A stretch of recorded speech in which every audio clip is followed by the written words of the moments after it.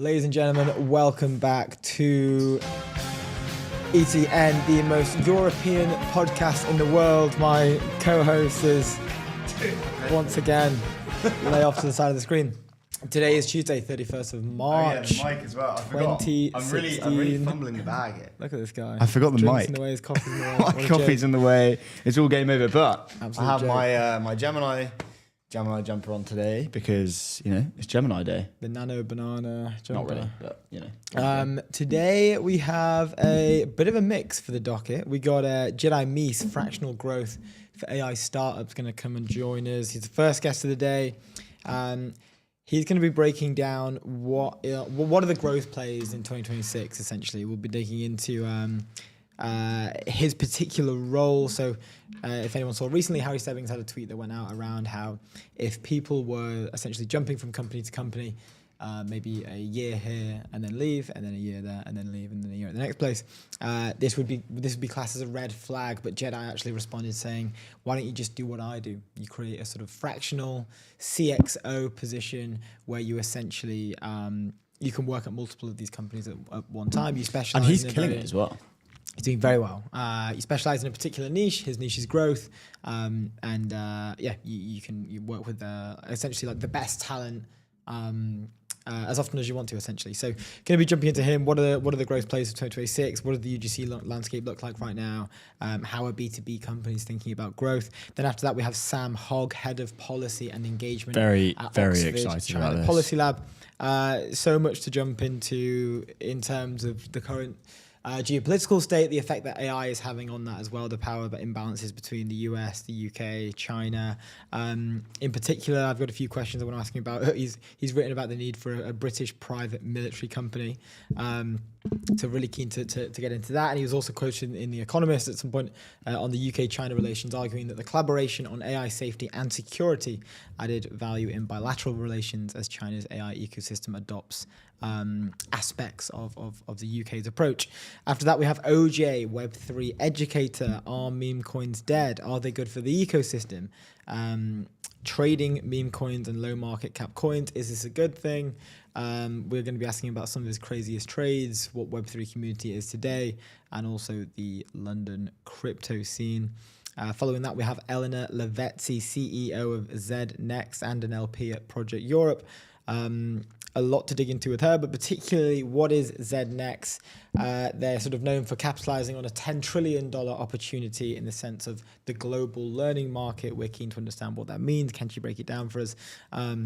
They also have a pretty unique positioning in terms of their investment vehicle, which is essentially focused as a permanent investment vehicle focused on sustainable growth rather than predetermined exit timelines. So essentially an interesting sort of venture M&A hybrid mixed that we're going to be digging into with her. Then we have Mariam Hakobian, founder of Softer.io. They're going to be talking about something that I don't think officially is out yet, so we aren't going to discuss that in particular. But don't do that. It's going to be an interesting conversation regardless. Following that, we have Will Kaplan, co-founder and CEO at Tano. Tano, as everyone may have seen on LinkedIn, is essentially the first AI native influencer agency in a way. Tano is the AI agent. It essentially just takes all the headaches out of finding influencers to promote your product. So Will's going to be joining us to talk about the pros and cons of running an AI services industry. This is AI services business. This has been in the headlines recently on X, especially with Julian Beck's recent piece from Sequoia on the next $1 trillion company will be a services business. I'm so bullish on Tano. Tano's a wicked business. Yeah, both. They've got some huge customers as well, which is really cool. Yeah, we work with them at Convergence actually. But, this you? This is how I found out about Jedi. Is that how you know Will? Because I don't know Will very well. Yeah. He came to our launch party, but that's pretty much. I think that's the only time I've met him. Yeah, we met up through that. Like I can't remember who reached out to who. Maybe I pinged him because I'd seen what they've been doing.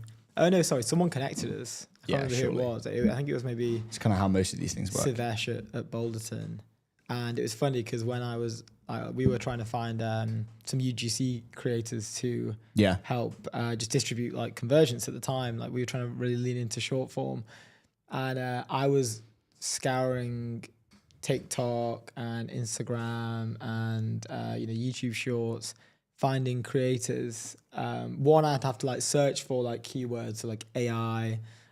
Lovable was always a good one because they had huge UGC campaigns, so you could always figure out like, okay, well, if they're going to promote Lovable, they'll probably promote convergence. And then you have to find them. You have to find like their likes, their views, their like how many followers they have, like all this sort of stuff. Then you have to see if they have maybe like DM to collaborate in their thing. And then sometimes they don't have their email address, so you can't just get their email address. And sometimes you do, they have an email address, but it's their agent, and then you've got to speak to their agent for ages. Or you have to like just DM them cold, like absolute manual headache. And I remember I was like literally in a huge Excel spreadsheet with like all of this plotted out, and I'm like, Mark, did I message that person? I can't remember. Like, let me mark it down. And then Savesh connected me with Will at Tano, like unprompted. He just said like, these guys are doing something cool that could be helpful for conversions. Yeah. And I was like, who are these guys? I didn't even look at what they were doing. I just jumped on the call and had no context. And then he was like, yeah, so like usually like people we help with this exact situation. Literally, yeah. He was like, oh, if people are running like UGC campaigns for like SaaS tools, like we kind of take the headaches. Typically you just sat in like a spreadsheet. Sorry about that. Nice.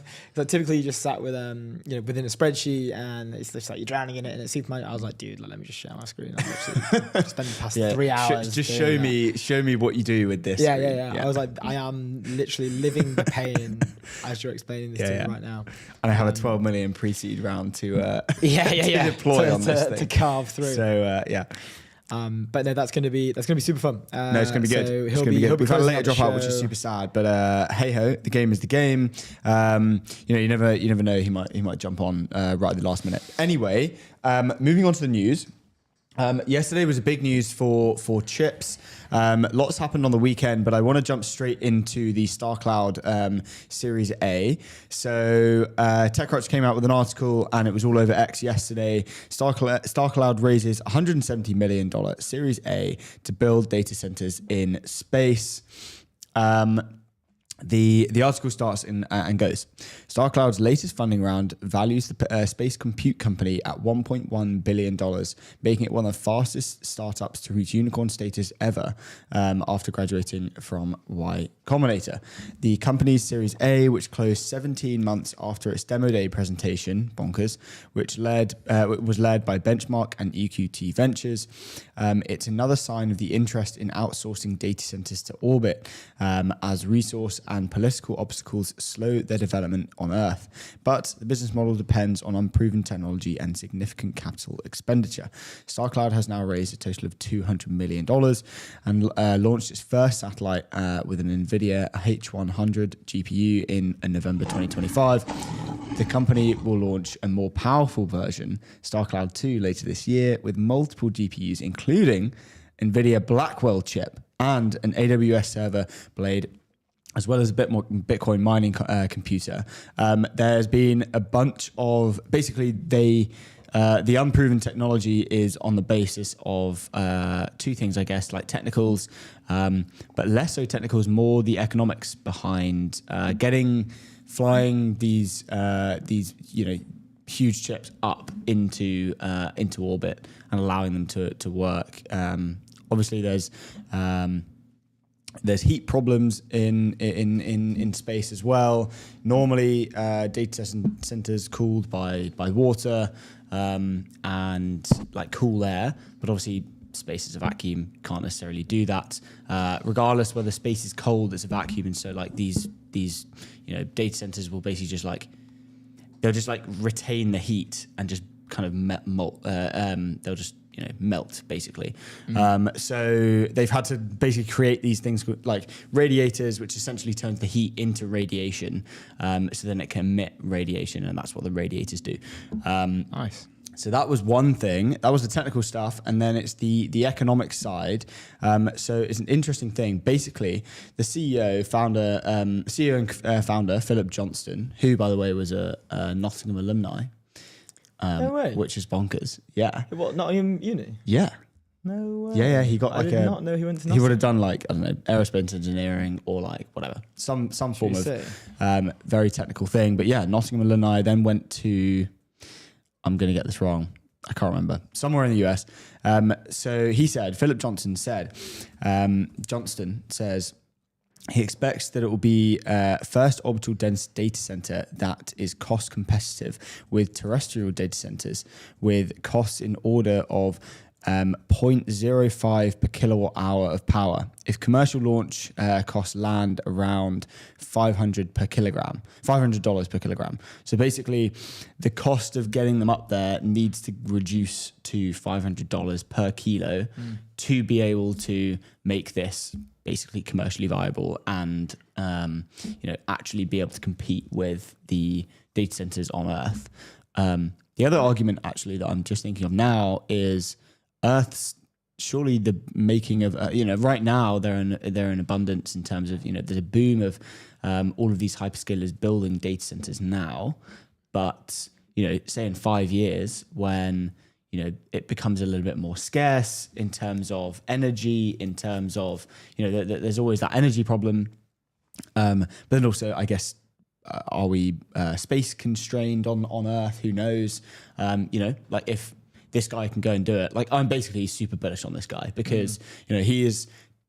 I think he has maybe like 3 or 4 competitors that are semi close, but essentially if one of them wins, all of them kind of win eventually, and they will all I think will win unless obviously they run out of money. But yeah, he's in the front running, which is really cool. I saw like it was Musk's appearance on Cheeky Pine with Dwarkesh. Yeah. Where they were Dwarkesh was kind of grilling him a little bit on the legitimacy of actually putting data centers in space, and those are like theoretical questions In terms around, of like the physics behind it.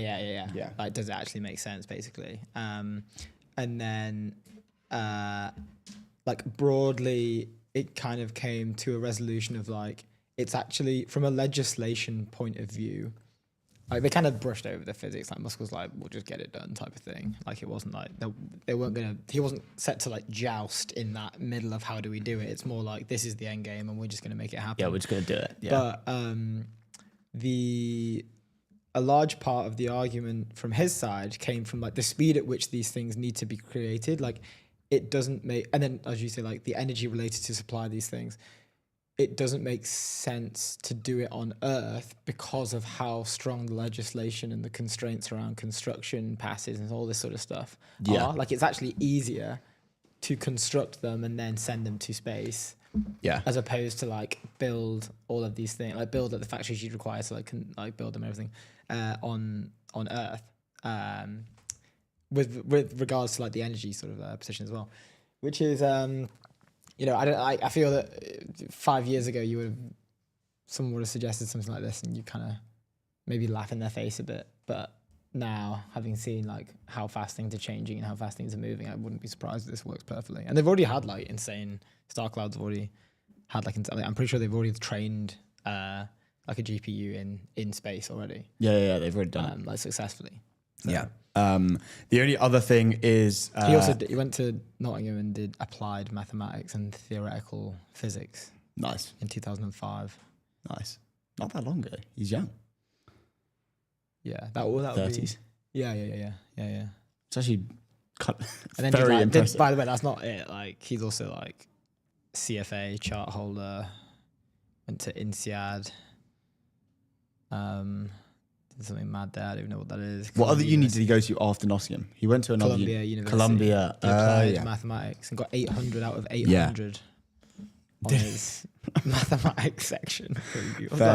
US graduate school, and cause I said I don't understand like the American, like now it would just be like A levels. Yeah. BSc Yeah, but they probably don't. They probably don't understand what ours are. This is like GRE US graduate school entry examinations. 800 out of 800. Course included stochastic calculus, time series, advanced linear regression, computational statistics. Well, you got all of them like 100%. Well, then he went to the Wharton School and got an MBA, focused on entrepreneurship this guy's and like technology. Education max to the. And then he went to Harvard after that and got an MPA. I don't even know what that is. What's an MPA? I don't know. Wait, should I just check? Search what an MPA is while I read out Philip Johnston's while I read out his tweet that he posted yesterday. Super excited to share that StarCloud has raised a 170 million Series A at a $1.1 billion valuation to fuel our development of data centers in space. The round comes after successful deployment of our first satellite, which is what you were just talking about, StarCloud 1. A few months ago. So they did this back in December, which had the first NVIDIA H100 on board and was the first to train an LLM in space. The funds will be used to develop our third satellite, which aims to be cost competitive with Earth-based data centers in terms of AI inference costs. So just to basically, there's been 3 different StarCloud, I don't know what you call them, I guess like models, or not models, but things that have happened basically. StarCloud 1, as I mentioned, they launched that, it was in November 2025, which is the one I just mentioned. It was actually, they ran the version on Gemini as well. Shout out Gemini. Maybe he was wearing his yellow jumper while he was, building it. Then does that have the banana on the back? It does, yeah. I don't know if you're going to get to see this. Can you see that? No, you kind of can see it. You look a bit weird though. Can you see the banana? Kind of. You could just get the other one off. No, don't worry. Okay, yeah, it's fair. I mean, we do have a banana here. Show the banana there. So I just like put it like that. Oh, that's great, actually. Yeah, nano banana right there. You can't Look see at that. For anyone listening, they're probably a bit confused right now. Yeah, very confused. Anyway, there's a banana on the back of my jumper. Anyway, then StarCloud 2, which it sounds like they've already built. I didn't actually know that. So launching later in 2026, this version will include multiple GPUs, including an NVIDIA Blackwell chip, which is what the TechCrunch article talks about, an AWS server blade, and a Bitcoin mining computer. It will also feature the largest deployable radiator ever flown on a private satellite to manage heat. As I was talking about, then the Series A that they've just raised is for StarCloud 3, a massive 200 kilowatt, 3-ton spacecraft designed to be deployed via SpaceX Starship using its PEZ dispenser system, which is, yeah. Oh, that's the I saw a video about that. Yeah. It's literally exactly the same as like the Pez dispenser. Yeah. Yeah. It's so sick. Where did I see I love that? how they've called it PEZ dispenser. I can't remember where I saw that. That was awesome. But yeah, these guys are on a tear. These like the rate, like the unicorn Very valuation. bullish. They've been around for 2 years. And I think it was, when was it? Maybe at Davos, where Philip was like in the. Mate, he's everywhere. He was in the backdrop though of when during the it was the Jensen Huang one, the Dario one as well. The Dario and Demis. You know that like fireside chat thing. Yeah, he was like he was in the background of, I think it was the Demis shot. Yeah. And obviously that Demis shot is like it just went everywhere. Yeah. And I remember you going to me like, I swear we know that guy. Yeah, I did. And I was like, yeah, we don't know Demis. And he was like, no, the guy in the back, Yeah. And I was like, no way, it's Philip Johnston. Yeah, it's actually. And he always wears his StarCloud t-shirt. Yeah. Which is obviously, it's fresh. very clever. Anyway, moving on. Congrats to Philip Johnston. That's mad news. We're going to try and get him on the show at some point, I think. Which will be good. But we should move on. Before we do that, leave Outdated's business banking behind with Airwallex, the all-in-one financial platform built for the pace of modern business, multi-currency accounts, corporate card, expense management, online payments, all in one platform. Go to airwallex.com. Nice. I love the lion, man. So good. Lion roar. Yeah, we should continue to hit that. Continue hitting the lion roar. Got it. All day, every day. Up next, a bit of a UK spin on the whole thing. We've got It's UK chip day today, you know? Chip day. Is it chip day We've got today? 3 different chip things going on. Chip. Oh yeah, it is chip day. Well, yeah. Literally chip day. Anyway, the FT came out with an article headlined UK chip startup Fractal seeks to raise $200 million to challenge NVIDIA. Who do we know at Fractal, actually? We do know someone at Fractal. Tom Westgarth at Fractal. Who? Tom Westgarth. Oh, really? Yeah. Shall No I way. WhatsApp him? We'll have to get Tom on. Yeah, you carry on. Ping him. Yeah. Anyway, the FT article said, London-based startup Fractal is in talks to raise more than $200 million as part of growing the group of UK chip companies seeking to challenge NVIDIA's dominance.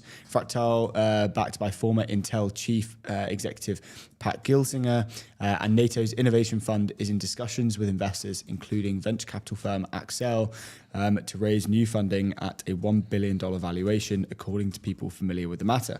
A deal has not yet been finalised and talks could still change, they've added. Founded in 2022, Fractal is one of several British startups aiming to capitalise on soaring demand for computing power by building AI chips that are faster than NVIDIA's.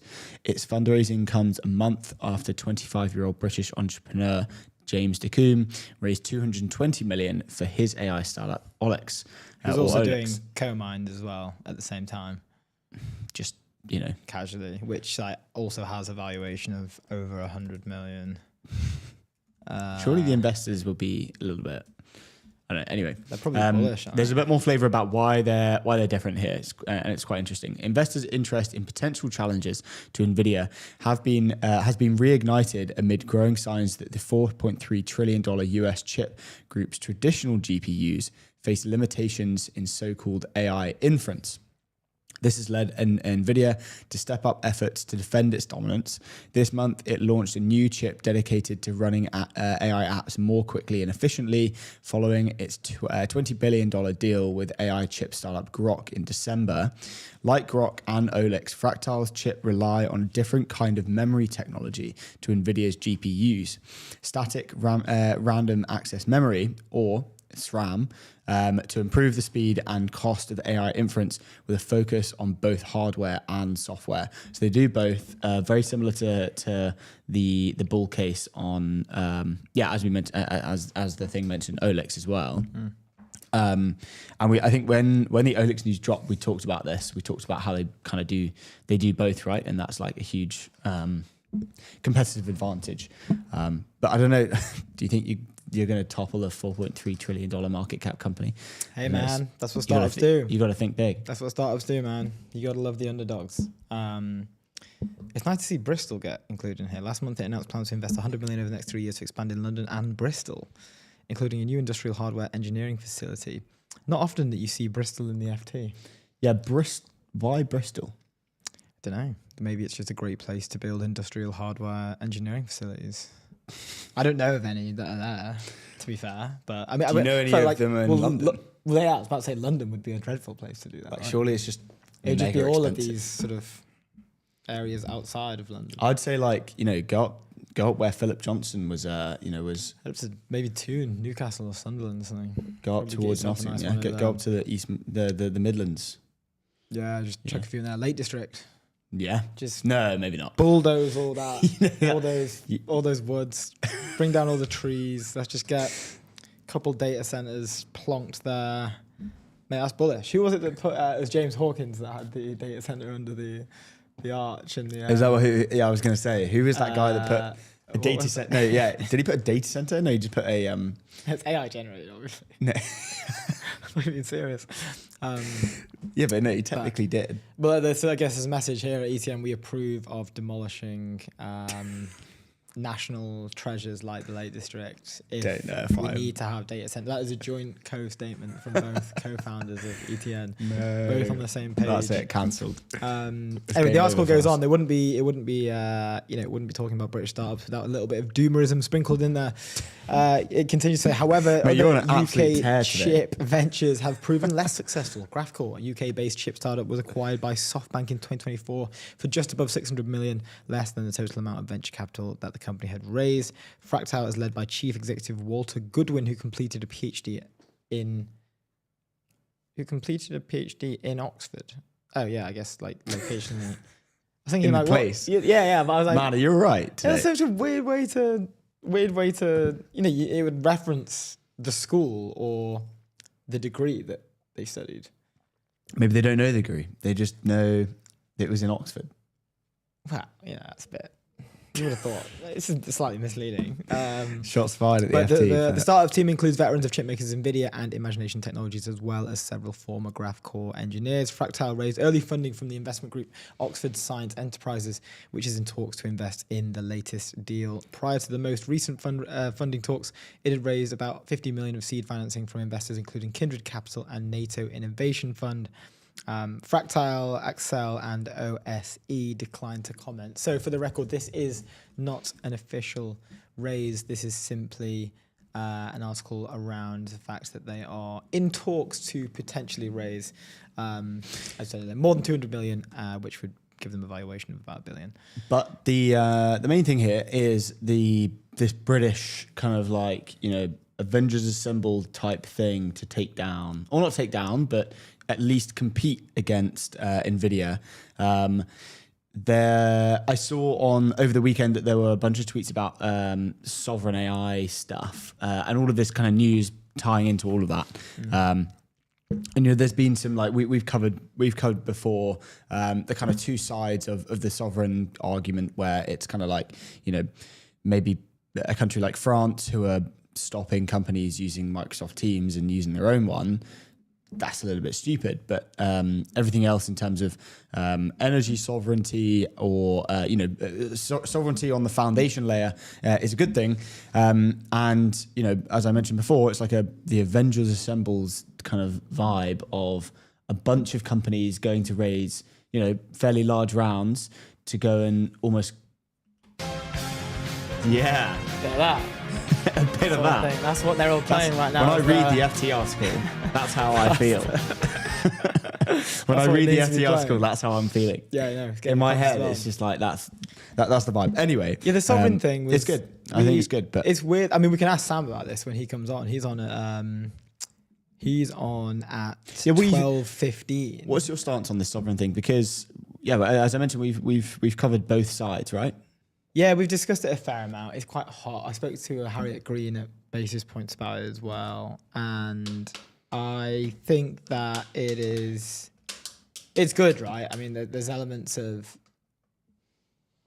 you know, like somewhat being asleep at the wheel, and it took like the threat of a car crash to kind of wake up the country in the sense of like geopolitical tensions in the East. Multiple wars, NVIDIA now a $4.5 trillion company, or getting to that and point. Also Trump like loosely sort of like, oh, you know, if you don't do this. Well, Trump being back in office, basically. I think was a, you know, obviously a huge political tailwind for this. Yeah, and like, I don't say that, you know, when we look at France and we say who have been by far the most vocal and the most like action oriented about this, I don't look at them and think like, I mean, talk about Mistral. We're about to talk about Mistral, right? Yeah. But I don't look at them and think, you know, that what a poor or like what a bad way to address the situation with the whole. Like, I can't remember what the thing was called. No, yeah, maybe that was out of context. Yeah, but I do. But you know, it is sort of. It's not the best measure in terms of like technological sovereignty to just outright ban the use of using like better technology that is not domestic at the cost of like how productive, you know, that the new technology is. That isn't data. That isn't technological sovereignty. That's just like owning the errors made over the last 10 years. And like trying to find a quick fix, and you can't being like guys, fix. Don't worry about that thing that you've been using for the past like 15 years. Yeah. I don't know, how long's Teams been around? No, not 15 years, maybe like I don't know, 10 years. 10 years, yeah, less. But like, I was saying to Harriet, it was like you can't just do that. It's like if you wanted to actually address this, then you should have seen 10 years ahead and like heavily invested in frontier technology, which is what we're doing now. Yeah, but you know what they say? What? The best time to start was yesterday. Second best time to start is today. True. So I'm happy. I'm like, this is a good thing. I'm glad to see, you know, companies like Fractile raise these big rounds, like what was it? Ineffable Intelligence. Olex. The other week. But Jan Leeken's whatever that's called. AMI as well. Yeah, AMI. Yeah. AMI Labs. I mean, they're French, but Talking about France, Mistral raised $830 million to build NVIDIA-powered AI dental centers. Dental centers. Let's get some more of those in the house. Yeah. French AI startup Mistral has raised $830 million in its debut debt financing to support the construction of NVIDIA-powered data centers across Europe. The investment comes as the company undergoes rapid growth from companies and governments seeking sovereign. It's funny, nice little segue we just did from. Yeah, this is hot right now. Seeking sovereign European alternatives to US groups such as Microsoft, Amazon, and Google. Mistral has previously unveiled plans to spend 4 billion euros on building AI infrastructure, including facilities in France and Sweden. Oh yeah, they just did I think they're now building out a Swedish data center. Or there's plans to. I can't remember if they are or not. But anyway, the Arthur Mensk, the CEO of Mistral, says scaling our infrastructure in Europe is critical to empower our customers and to ensure AI innovation and autonomy remain at the heart of Europe. We will continue to invest in this area given the surging and sustained demand from governments, enterprises, and research institutions seeking to build their own customized AI environment rather than depend on third-party cloud providers. Tech companies are turning to debt to fund the construction of AI data centers at an unprecedented rate. Amazon, Google, and Meta have raised tens of billions of dollars from the bond market during the past few months, as even the big tech giants' huge cash flows prove insufficient to fund massive infrastructure projects needed to meet rocketing AI demand. Funny that we started the show of data centers in space. Now we're back on Earth doing the same thing. Full circle. All in the name of sovereignty. Indeed. Just so beautiful. So I think they've built this thing they built one in Sweden, I'm pretty sure. Well, they're building. Because it says plans to build one.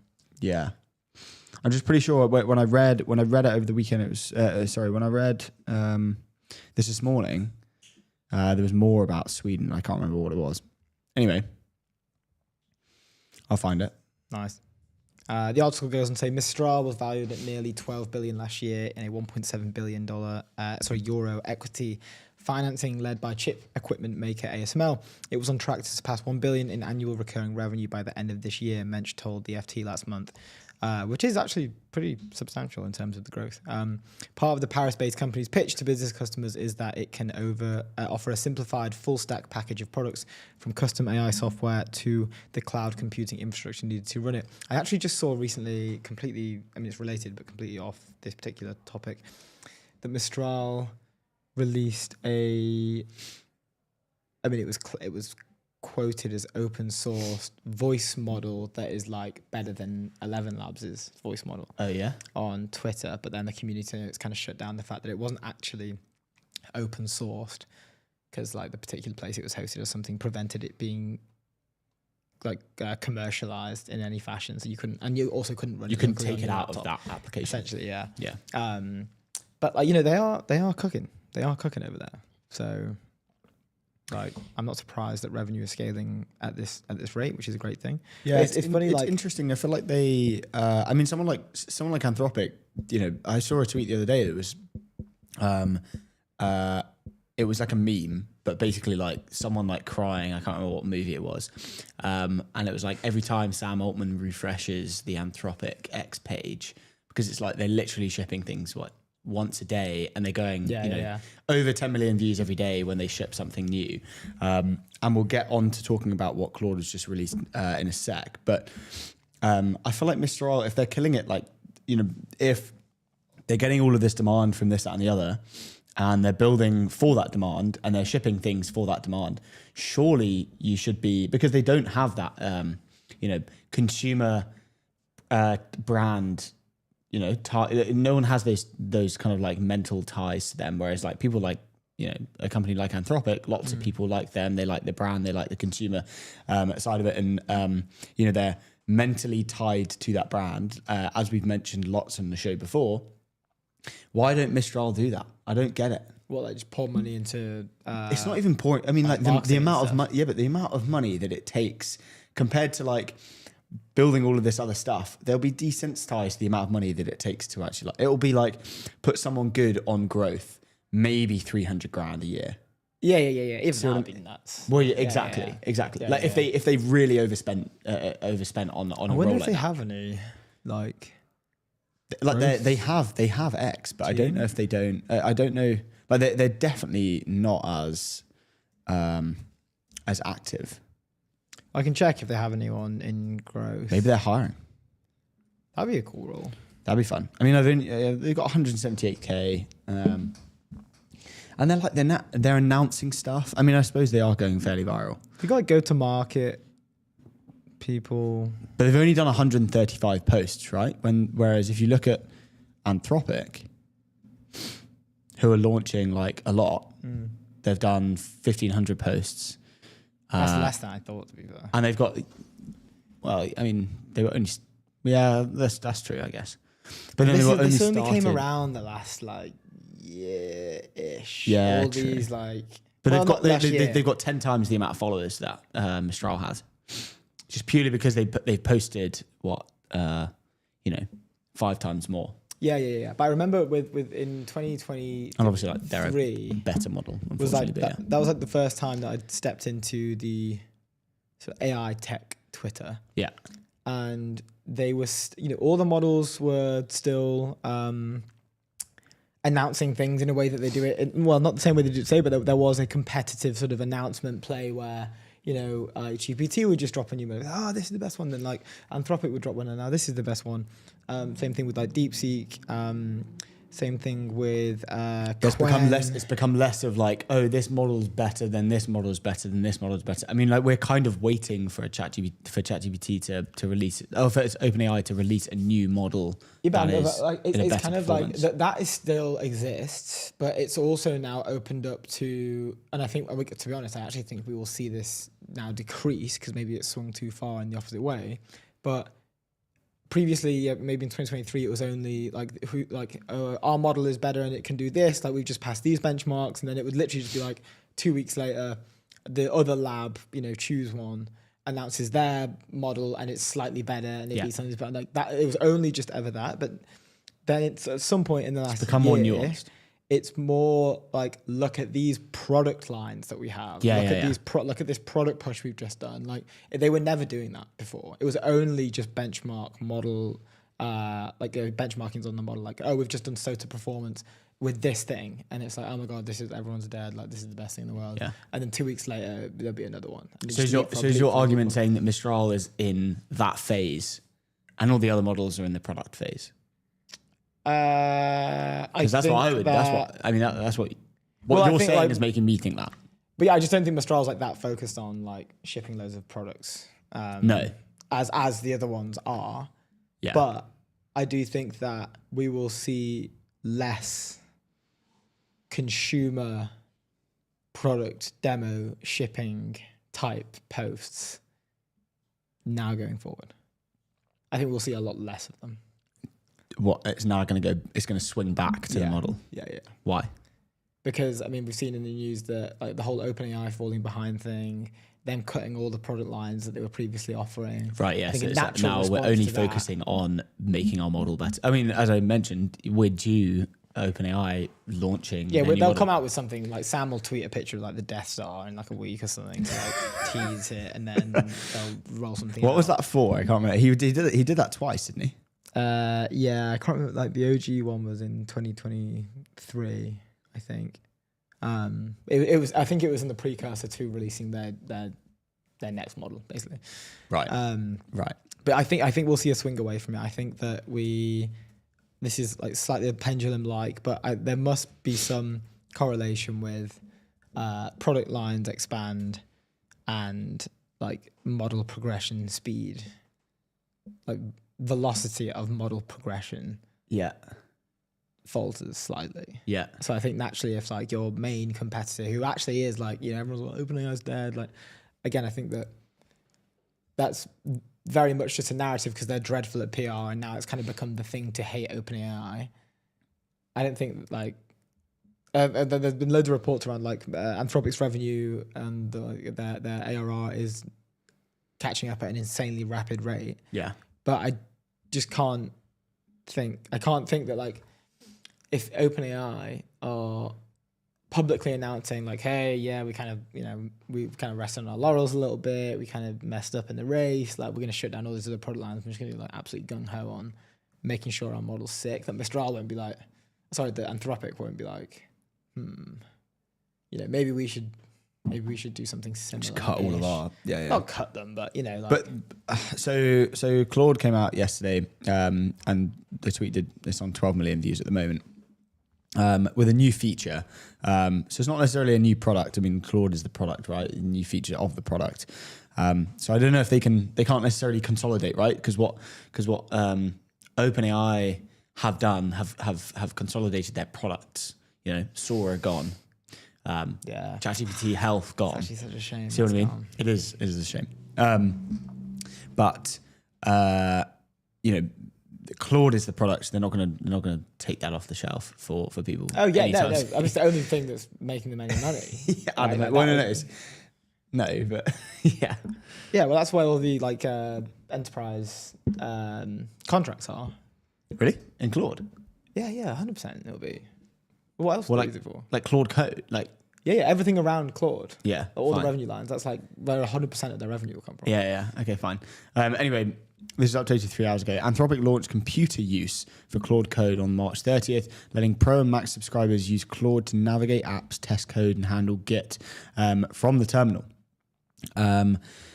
Basically, I saw a lot of things basically saying that like the software engineer is gone because it can literally build the app, go look at the app, see what's wrong with the app, test all the bugs, fix the bugs, go back, iterate, keep like iterating. Pressing. But no, not even. I mean, like you can turn on automatic and it will just do it for you. The auto run or something. Yeah. And it's like slots or something. Yeah, no, literally. And so it just basically doesn't need to. You don't need a human giving you anything. So I spoke to we might have mentioned this already. I can't remember. I spoke to someone because we see a lot of this on Twitter, and it's like Anthropic just killed like this person, or a lot of the conversations around 100% of our code is now written by Claude. And I think at first everyone was kind of like, yeah, okay, come on, like blah, blah, blah. Now it's become a bit more widely accepted that is basically the norm, and you should be sort of understanding that, or if you're not doing that, you should be doing that, and if you are doing that, you should be learning like how you can be even more productive by doing that. And I spoke to one of our old engineers at Convergence, who's now working on like multiple different things, and I just asked him plain like simple like dude, like is this how much is it actually doing? He was like, it is literally doing everything. Like, my job now is to occasionally press enter. Yeah. Or I'm just there as like an observer, like a minder, like a handler in a way. When we like a childminder. Yeah. When we talked about our little business opportunity of the mics. Yes. The goose mics. Yeah. The pointless now. We've already been killed by Claude. Yeah. Is there not sometimes where you'll have to be like, could you actually just make it do this? Or like change it to this or something like that? Do you know what I mean? Yeah, but surely you can just type that. Like the slower need. Though. If you type in, you've just lost valuable seconds. No, but then because you're not having to do it all the time means that like the time that you might lose typing a 5 to 10 word sentence, say, oh, can you just do this instead? It's already going to know how to do that. That's the whole point of this thing, is that it will go and look at the thing that you've created, which it didn't do before, and be like, oh no, this needs changing. I'll go and change it myself. It's basically like having a conversation with itself. It doesn't need you. So it doesn't need you to go and have a look at the app, cognitively go, oh, this needs to change, then go back to the Claude CLI and then speak to it. See what I mean? Yeah. But like, surely at some point it would need. It would need like, please, can you put this here, or like, can you put this into my laptop here, or like, can you type that, man. What I'm saying is Hey, the that's amount seconds lost. that you're typing, the amount that so you still think the business opportunity I is think there. we need to go full blown into this. I'm set to put all my life savings in this, and like I need you to be in with me Nice. to show that you're bullish. I remember seeing just on this last thing we'll discuss about it. I do think that we get an inside look into what happens when we get an inside look into what happens. It's going to sound quite weird, but like spiritually or like from an existential point of view, God, for some of these software engineers who've spent their whole career, oh yeah, like some of them like 40 years, whatever. And a lot of them are excited about it, don't get me wrong, but a lot of them are like, this is obviously great, but it feels a little bit weird how my whole craft has just been slightly annihilated in a way where like I don't get as much enjoyment as I did previously to like manually coding and working out a problem manually, where like that is no longer a burden that you bear. Like that's just something that's it just does, like does it. It does it for you. That's not something to. So like the dopamine hit there isn't. You know, when you do a hard thing and you complete the hard thing, where it like kind of took you time to work it out and how do you do it, and then you complete it. It's like, oh nice, that felt pretty good doing that. Like, that's been removed. And I can't remember who it was that had like a viral tweet about this. That isn't there two types of? I feel like I've seen either an article. I want to say it was on. Is it Paul Graham that has all the articles? Right, there's like he has like a massive list of the blog. Yeah. I think it's in there where it's like you've got two types of people where it's like you have. One person who is they love the outcome. They have to do the work because they love the outcome. Mm-hmm. And within that work is problem solving, this, that, and the other. The other person is they love the problem solving within the work. They don't care about the outcome. A lot of the people who care about the outcome tend to be, I guess, more successful because they, very on a huge average, but more successful just purely because within that work, they find different loopholes. They find different ways to shorten the time span to get to the outcome. Yeah. Whereas the people that love the work inherently and without even thinking about it in the back of their heads, they long out the problem. They find different problems to solve to get to the outcome. So they might have solved something and be like, oh, I might as well just go and change this, or like, oh, this kind of needs changing, and unconsciously they've gone and increased the amount of problems to go and solve to get to the outcome, right? They just love a lot of software engineers, and I think this is the direct thing from that one of those PG blog posts, is a lot of software engineers are those type of people that love solving the problems. They don't necessarily need to. They're not materialistic. They don't care about the outcome of huge success, fame, money, or anything. What they care about is the act of solving that problem. That's gone. And what you're saying is the existential crisis. Like we're going to be sitting there. Yeah, not software engineers with popcorn in our hands. Like, what happens to these people? I think that's gone but only in the microcosmic sense of coding. Yes, no, I'm saying that. Yeah. I'm saying this in all just a software engineer, group of people. You have those two types of people, and you can see the people who vibe code something, and they've created. I met some guy who'd vibe coded this thing. And had created a lesson plan builder for teachers in New Zealand. He now does $30K a month, and it's like, you don't have to be mega technical to go and do that. He's not as technical as someone who works at, I've only met him once, but do you see what I mean? Yeah, he loves the outcome. He doesn't necessarily have to go and solve all of these, super hard problems, but he loves the outcome, and that's great. And now he's gone to going to build other things and other things, because he wants to get to the outcome again and outcome again and outcome again. Where if you've got those super clever people who just love solving the problem, love the grind, they're not going to have that anymore. It's a great day to be an outcome guy. Great day to be an outcome guy. It is the day of the outcome guy. Anyway, talking about another outcome, and before we do that. Base, the infrastructure for the on-chain world. Base is built to empower builders, creators, and people everywhere to build apps, grow businesses, create what they love, and earn on-chain. Go to base.org. It's ETHCC right now. I hope everyone's enjoying their time in Cannes. Although it might have finished on the 30th. It might have finished on Monday. I think it was, I want to say it was Saturday to Monday or Friday to Monday. Anyway, I hope everyone enjoyed ETHCC. we weren't there. Sad times. Very nice. Let me quickly Our contacts talk at base were there. about the KitKats. KitKat heist. Yeah. The great KitKat heist. Let me. This is crazy. So this is an article for anyone who's lived under a rock for like the past 24 hours. You've seen a lot of brands have jumped into this, but essentially, 413,793 KitKat bars were stolen. It was the equivalent of around 12 tons of KitKats were stolen. This is in Italy. Yes, I think between Italian police Italy and Poland. and Nestle are investigating. So this is an article from Fortune that was covering this. Whilst this is like a quote from this. Whilst we appreciate the criminal's exceptional taste, the fact remains that cargo theft is an escalating issue. Who said that? It's the quote headline of the article. I That's think it was so from good. Go and find who that's from. I think it was from Nestle. That's incredible. Congrats to Nestle. That's Swiss really food good. giant Nestle says about 12 tons of its KitKat chocolate brand were stolen after leaving its production site in Italy earlier this week for Poland. The company based in Vevey, Switzerland, said in a statement Friday that the vehicle and its load are still nowhere to be found. I love this bit because this is like, listen to how they describe KitKats. The shipment of crunchy bars made of waffles covered with chocolate disappeared last week. That's classic trad media. Like instead of calling it, you know, they call like OpenAI like the Sam Altman's model maker. They try and like do a weird spin on it. Yeah.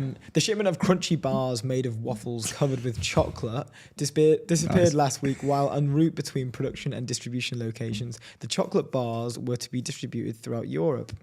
So annoying. Who were they? They were bringing them to a warehouse, I presume, not just like one. Like one shop isn't getting 12 tons worth of KitKats. No, not a shop, probably like a distributor. Or okay. Yeah. The missing candy bars could enter unofficial sales channels across European markets. Yeah, people are worried that there's going to be some sort of like black market opened up for like confectionery items. The company said, the missing candy bars could enter unofficial sales channels across European markets, the company said. But if this does happen, all products can be traced using the unique batch code assigned to individual bars. So they have this like, you can tell which particular one has been stolen because they've come from a certain batch, and that batch, maybe like every single KitKat in this batch, their serial code ends in like 189 or something like that, right? So a spokesperson for KitKat said that as a result, consumers, retailers and wholesalers would be able to identify if a product is part of the stolen shipment by scanning the on-back batch numbers. If a match is found, the scanner will be given clear instructions on how to alert the company, which will then share the evidence appropriately. Whilst we appreciate the criminal's exceptional taste, the fact remains that cargo theft is an escalating issue for businesses of all sizes, KitKat said in a statement. Who said that? That was from KitKat. That was KitKat's official statement. That's great. And they go on to say, with more sophisticated schemes being deployed on a regular basis, we have chosen to go public with our own experience in the hope that it raises awareness of an increasingly common criminal trend. The statement added, just going to say, like, masterclass in like PR and marketing as a way to respond to this. I'm not sure if you saw their official statement. Yeah, reads, this was posted 117 million views. This was posted on the 29th. So we had a great weekend watching this all unfold. The actual tweet says, regarding recent press coverage, and then they've added a picture. This is official statement. We can confirm that 12 trillion of KitKat products were stolen while in transit between our factory in central Italy and their destination in Poland. We are working closely with local authorities and supply chain partners to investigate. The good news, there are no concerns for consumer safety and supply is not affected. Thank you. So this was doing the round in the world of B2B SaaS as well. Guess who jumped onto it as well? Who? Ryanair, classic. And Domino's, actually. Ryanair. I mean, everyone, my whole timeline was just filled with KitKat and meme jokes. But a masterclass in branding and PR from KitKat. Turn a bad thing into a good thing. They've lost 12 tons of KitKats, but they've managed to spin it into one. We've like their quote here where there are more sophisticated schemes being deployed on a regular basis. We've chosen to go public with our own experience in the hope that it raises awareness of an increasingly common criminal trend. It's also like, hey, like we're like a martyr, you know? Yeah. Like they're like, you know, The Robin Hood of chocolate bars. Yeah, in a way, it's like, yeah, we took the hit, but let's just like use this opportunity to raise awareness for all those other chocolate and then a stolen. pizza brand in the UK comes out with a statement. Yeah, what was that? The official statement says, "This is from Domino's Pizza in the UK." Do they have that in the US? I don't know. Domino's. Yeah, do they? Yeah. Yeah? I think it's a Domino's. Okay, well, this is from Domino's Pizza US UK. brand. This is specifically from the UK account. We would like to share our thoughts and condolences with KitKat following their recent sad news. On a completely unrelated note, we are pleased to announce we'll be selling a new KitKat pizza. Pretty good. Okay, yeah, that's all right. I think It's they were kinda one of like- the it's just first to bad get chat. on it, to be fair, though. It's just bad. It's just, So someone retweeted it and was like, seeing a lot of they posted like a thread, I think, of different KitKat related marketing stunts that all these companies were doing, and you have, I think, like this realm traditionally you kind of see like the Heinekens do one, and like maybe like the Domino's. Wouldn't be surprised if like super like massive conglomerate, like, you know, Yeah, just mad yeah, corporate guys are like, oh, this is going to be super funny. Yeah, Let's yeah, get it's on like Twitter. it's like the most exciting day of the year for them, and it's like, oh, this is gonna be nuts. Like, Cancel all my meetings today. Yeah. Everyone in the marketing department is like the best day of their life. Yeah. But then we see it kind of trickle down. I mean, they're usually slow to adopt, but they get the most impressions because they have the largest following. But we saw a few come out, especially in the. I'd love to get someone who works at like one of these huge conglomerate companies on the show, just to ask, like, you know, not necessarily someone from KitKat, but just someone in one of these companies. Genuinely, I'm curious about, like, what do they do most of the day? How does it work? How does it work? You know, when something like this happens, you know, how do you come in on at 9 a.m. Because this happened on Sunday, by the way. They 100% would have all got a big company-wide meeting at KitKat saying, hey guys, lost 12 trillion worth, you know, or 12 trillion KitKats this weekend. We're going to have to do a huge kind of marketing push or something. I think if they're good, they'll have They'll have a crisis comms agency or whatever working with them for sure. Yes, yeah. And then if they have like a few internal marketers, I mean, a lot of this, I think, if not all of it, will probably be run through agencies. Yeah, I can't imagine that. I don't know. Surely, like the execs they'll have some level of control of, you know, like, okay, this is probably the biggest thing that's happened to us as a company.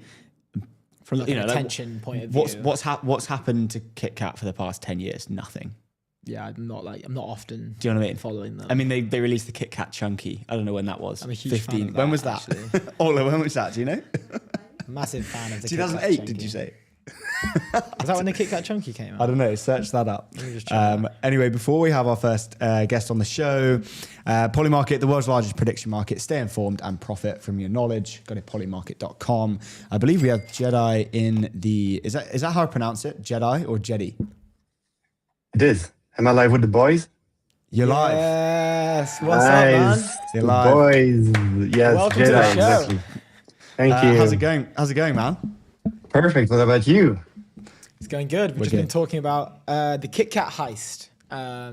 Which, weirdly, I guess, does play a part in what we're going to discuss with you today. We were talking about like the larger enterprise companies jumping on the trend very quickly to try and like ride off the growth or ride off the attention. But we've also seen some like B2B SaaS companies try and spin their own sort of narrative on it. And we were saying, like, do we think that the larger companies will have maybe like a mini SWAT team internally who are kind of always ready to react to these things? Or do you think it's like crisis PR agency or? No, I think you're right. I think you're totally right. Well, I work more with companies from pre-seed to Series A, so I'm not really into the corporate companies like those ones. But yes, and you see more the beef between McDonald's and Burger King. I think you know, there's like a meme every month. There is like a new meme about a beef between each other on socials, and I think that yes, if you wanna build a brand on the long term, and if you're targeting a certain type of personas and users, it makes sense to have that type of SWAT team internally with memes, surfing trends, etc. Yeah, totally. Yeah, but that's not my jam, right? Yeah. I work with smaller companies.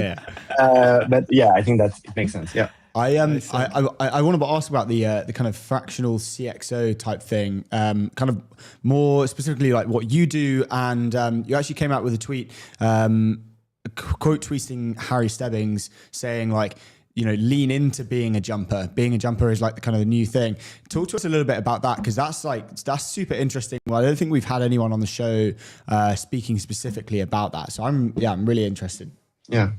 I've always been a jumper, to be honest. I started entrepreneurship 12 years ago with ecom and sold the brand in 2018. And then I did a bunch of different things, working into an incubator, The Family. I don't know if you have heard of them. It was one of the big incubator here in Europe, and then in Venture. And a few years ago, I started jumping companies from companies to companies, helping them, scaling them, and then jumping to another one. And like 1 year ago, I started doing this advisory growth type of service. And the beauty now is that I can have like 10, 15, 20 different companies I work with. Yeah. They execute, but I advise. And the thing is that I did it in the past, so I know exactly what are the best practices in the playbook to apply. And that's basically the best setup for me right now. I don't know if it will be the best one in the future for me, but that's something that I see more and more. There's another guy named Matteo, very active on LinkedIn, not really on X, also doing a lot of this fractional growth missions for a lot of Series A plus companies. And I see this it's more and more common, right? So I agree that when you're HR person and try to hire and you see someone that jumps from companies to companies, it's kind of weird, right? You're like, is this person reliable? Can we count on this guy or girl? But there is like a way for that type of jumper profile to have a good living. And it really works when you have a specific expertise and you're curious about new things and working with different companies, always in the same industry. That's what I'm doing. But like, touching to different products and trying also to learn from those companies. Because while applying the playbooks with them, the playbooks move, they change. There is new tips and tricks, and that's also a great way for me to learn from my client and then to apply the learnings to the next client.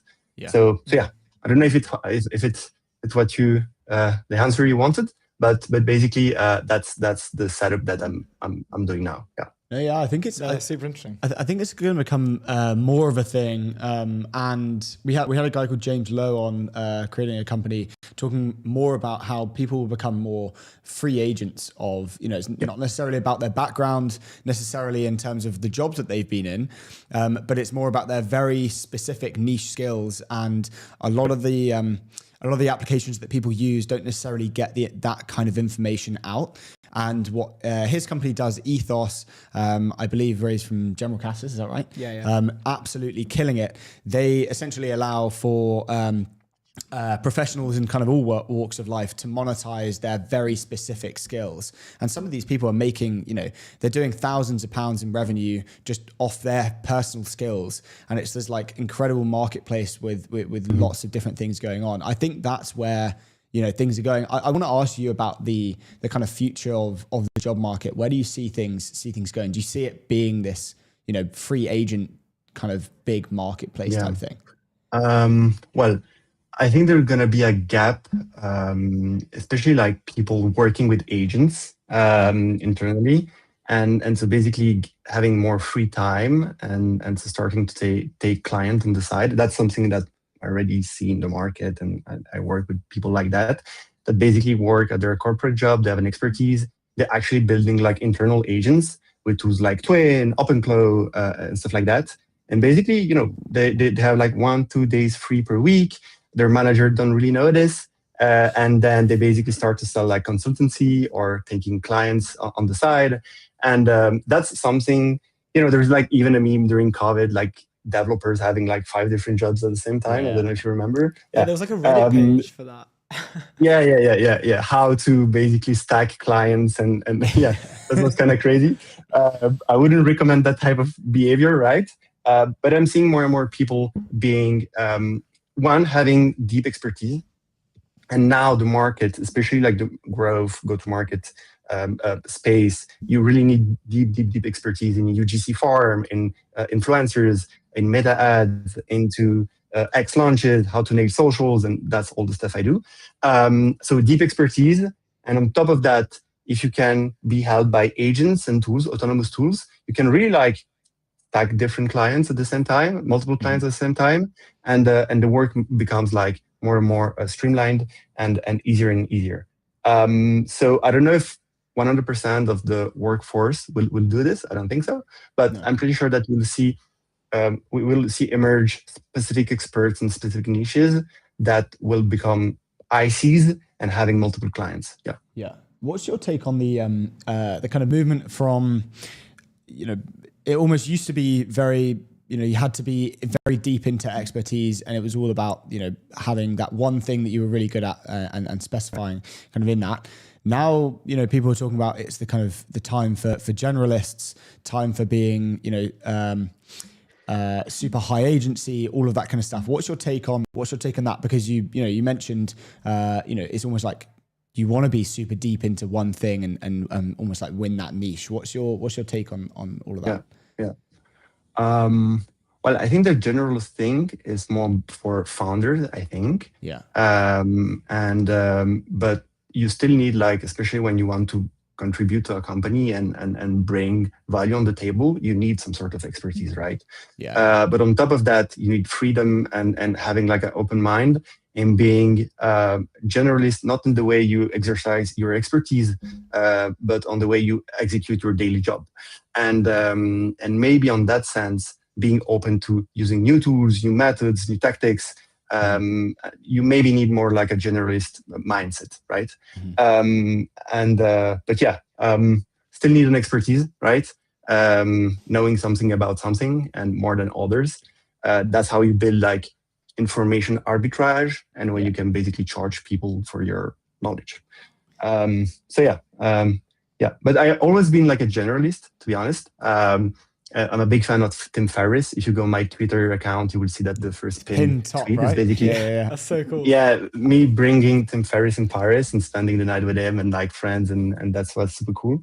And Tim Ferriss was one of the first guys with the 4 hours work week, explaining that you basically need to decorrelate your hourly rate, like the money you make with your time. That he was one of the first one to actually put into words this philosophy, and then also at the time using small automation tools to make your work easier, and then all the philosophy about being generalist and trying to translate concepts from other industries, other practices, other sciences. Also, this is a bit more like a philosophical thing in your job. So I'm a very like Tim Ferriss big fan, and all the philosophy behind being a generalist in life, and it also translates my daily job. Yeah.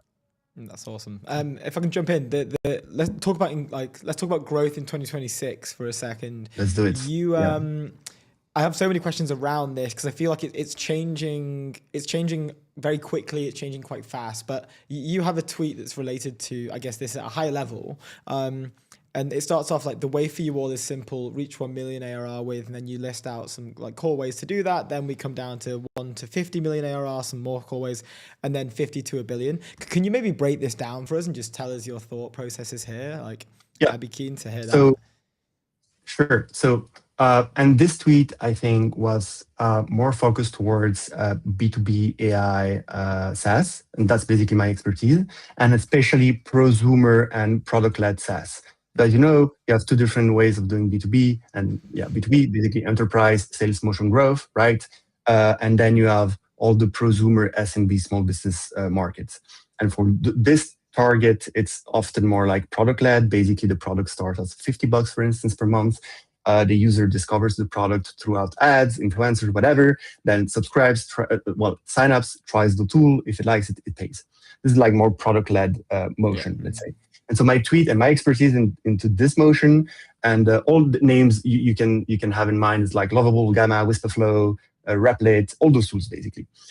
While growing, they decided to also open like an enterprise business unit and to do enterprise, because that's a way for you to have sticky revenue. But they all started with like product-led stuff. 11 Labs is a great example here in Europe too, right? They reached out, I think, 200 million ARR with product-led. Then they opened the enterprise section, and now it's a little bit different. And so this playbook that I highlight, it's very simple, let's say. There is some nuances and details and best practices on each of those. On each line, basically, could be like an acquisition channel for you or the company. And there is a lot of details and tips and tricks and best practices and things to avoid, etc. But basically, now the playbook for all those companies and also my clients is four main channels you have to nail. Influencers. It became obvious that the creator-led economy, creator economy is becoming huge in no matter the niche, right? B2C, prosumer, B2B, no matter what. Also the platform, X, LinkedIn, YouTube, TikTok, and Instagram, and leveraging their distribution is a no-brainer, and you have to do it. And the market simply respond by prices going up. I worked in 2025. I personally spent 1 million USD in influencers, all platform included, and the prices did 5 to 10x in 12 months. Just because the money is being thrown everywhere, and those influencers, they know it, and so basically prices increase. But leveraging the trust and the distribution that they built over time is a hell yes move. And some of those companies, they also hire directly those creators. And to become like the face of the company. So working with creators, then meta ads and pure paid ads, paid marketing ads. That's also something that people don't really know, but for SaaS it works if it's product led. And for all my clients, we are spending money on Meta and Google. It just works. Array positive and just works. Yeah. Third channel would be founder led content. It's a common thing now, right? To have founders being vocal on X and LinkedIn. Lovable has been great at doing this. I like this strategy that we had while I was working at the family, having like an Avenger strategy where each of your employees is like a superhero, and each superhero helps the other ones, and you're basically building like an Avenger team, right? And your company is like an Avenger team. That's what Lovable does. They nailed it. But the first starts would be the founders actually being vocal on socials, right? So I'm also pushing all my clients to you have to share thoughts and share stuff on X and LinkedIn. And there is certain formats of content that works better than others, like lead magnets, for instance, something that goes viral quite easily.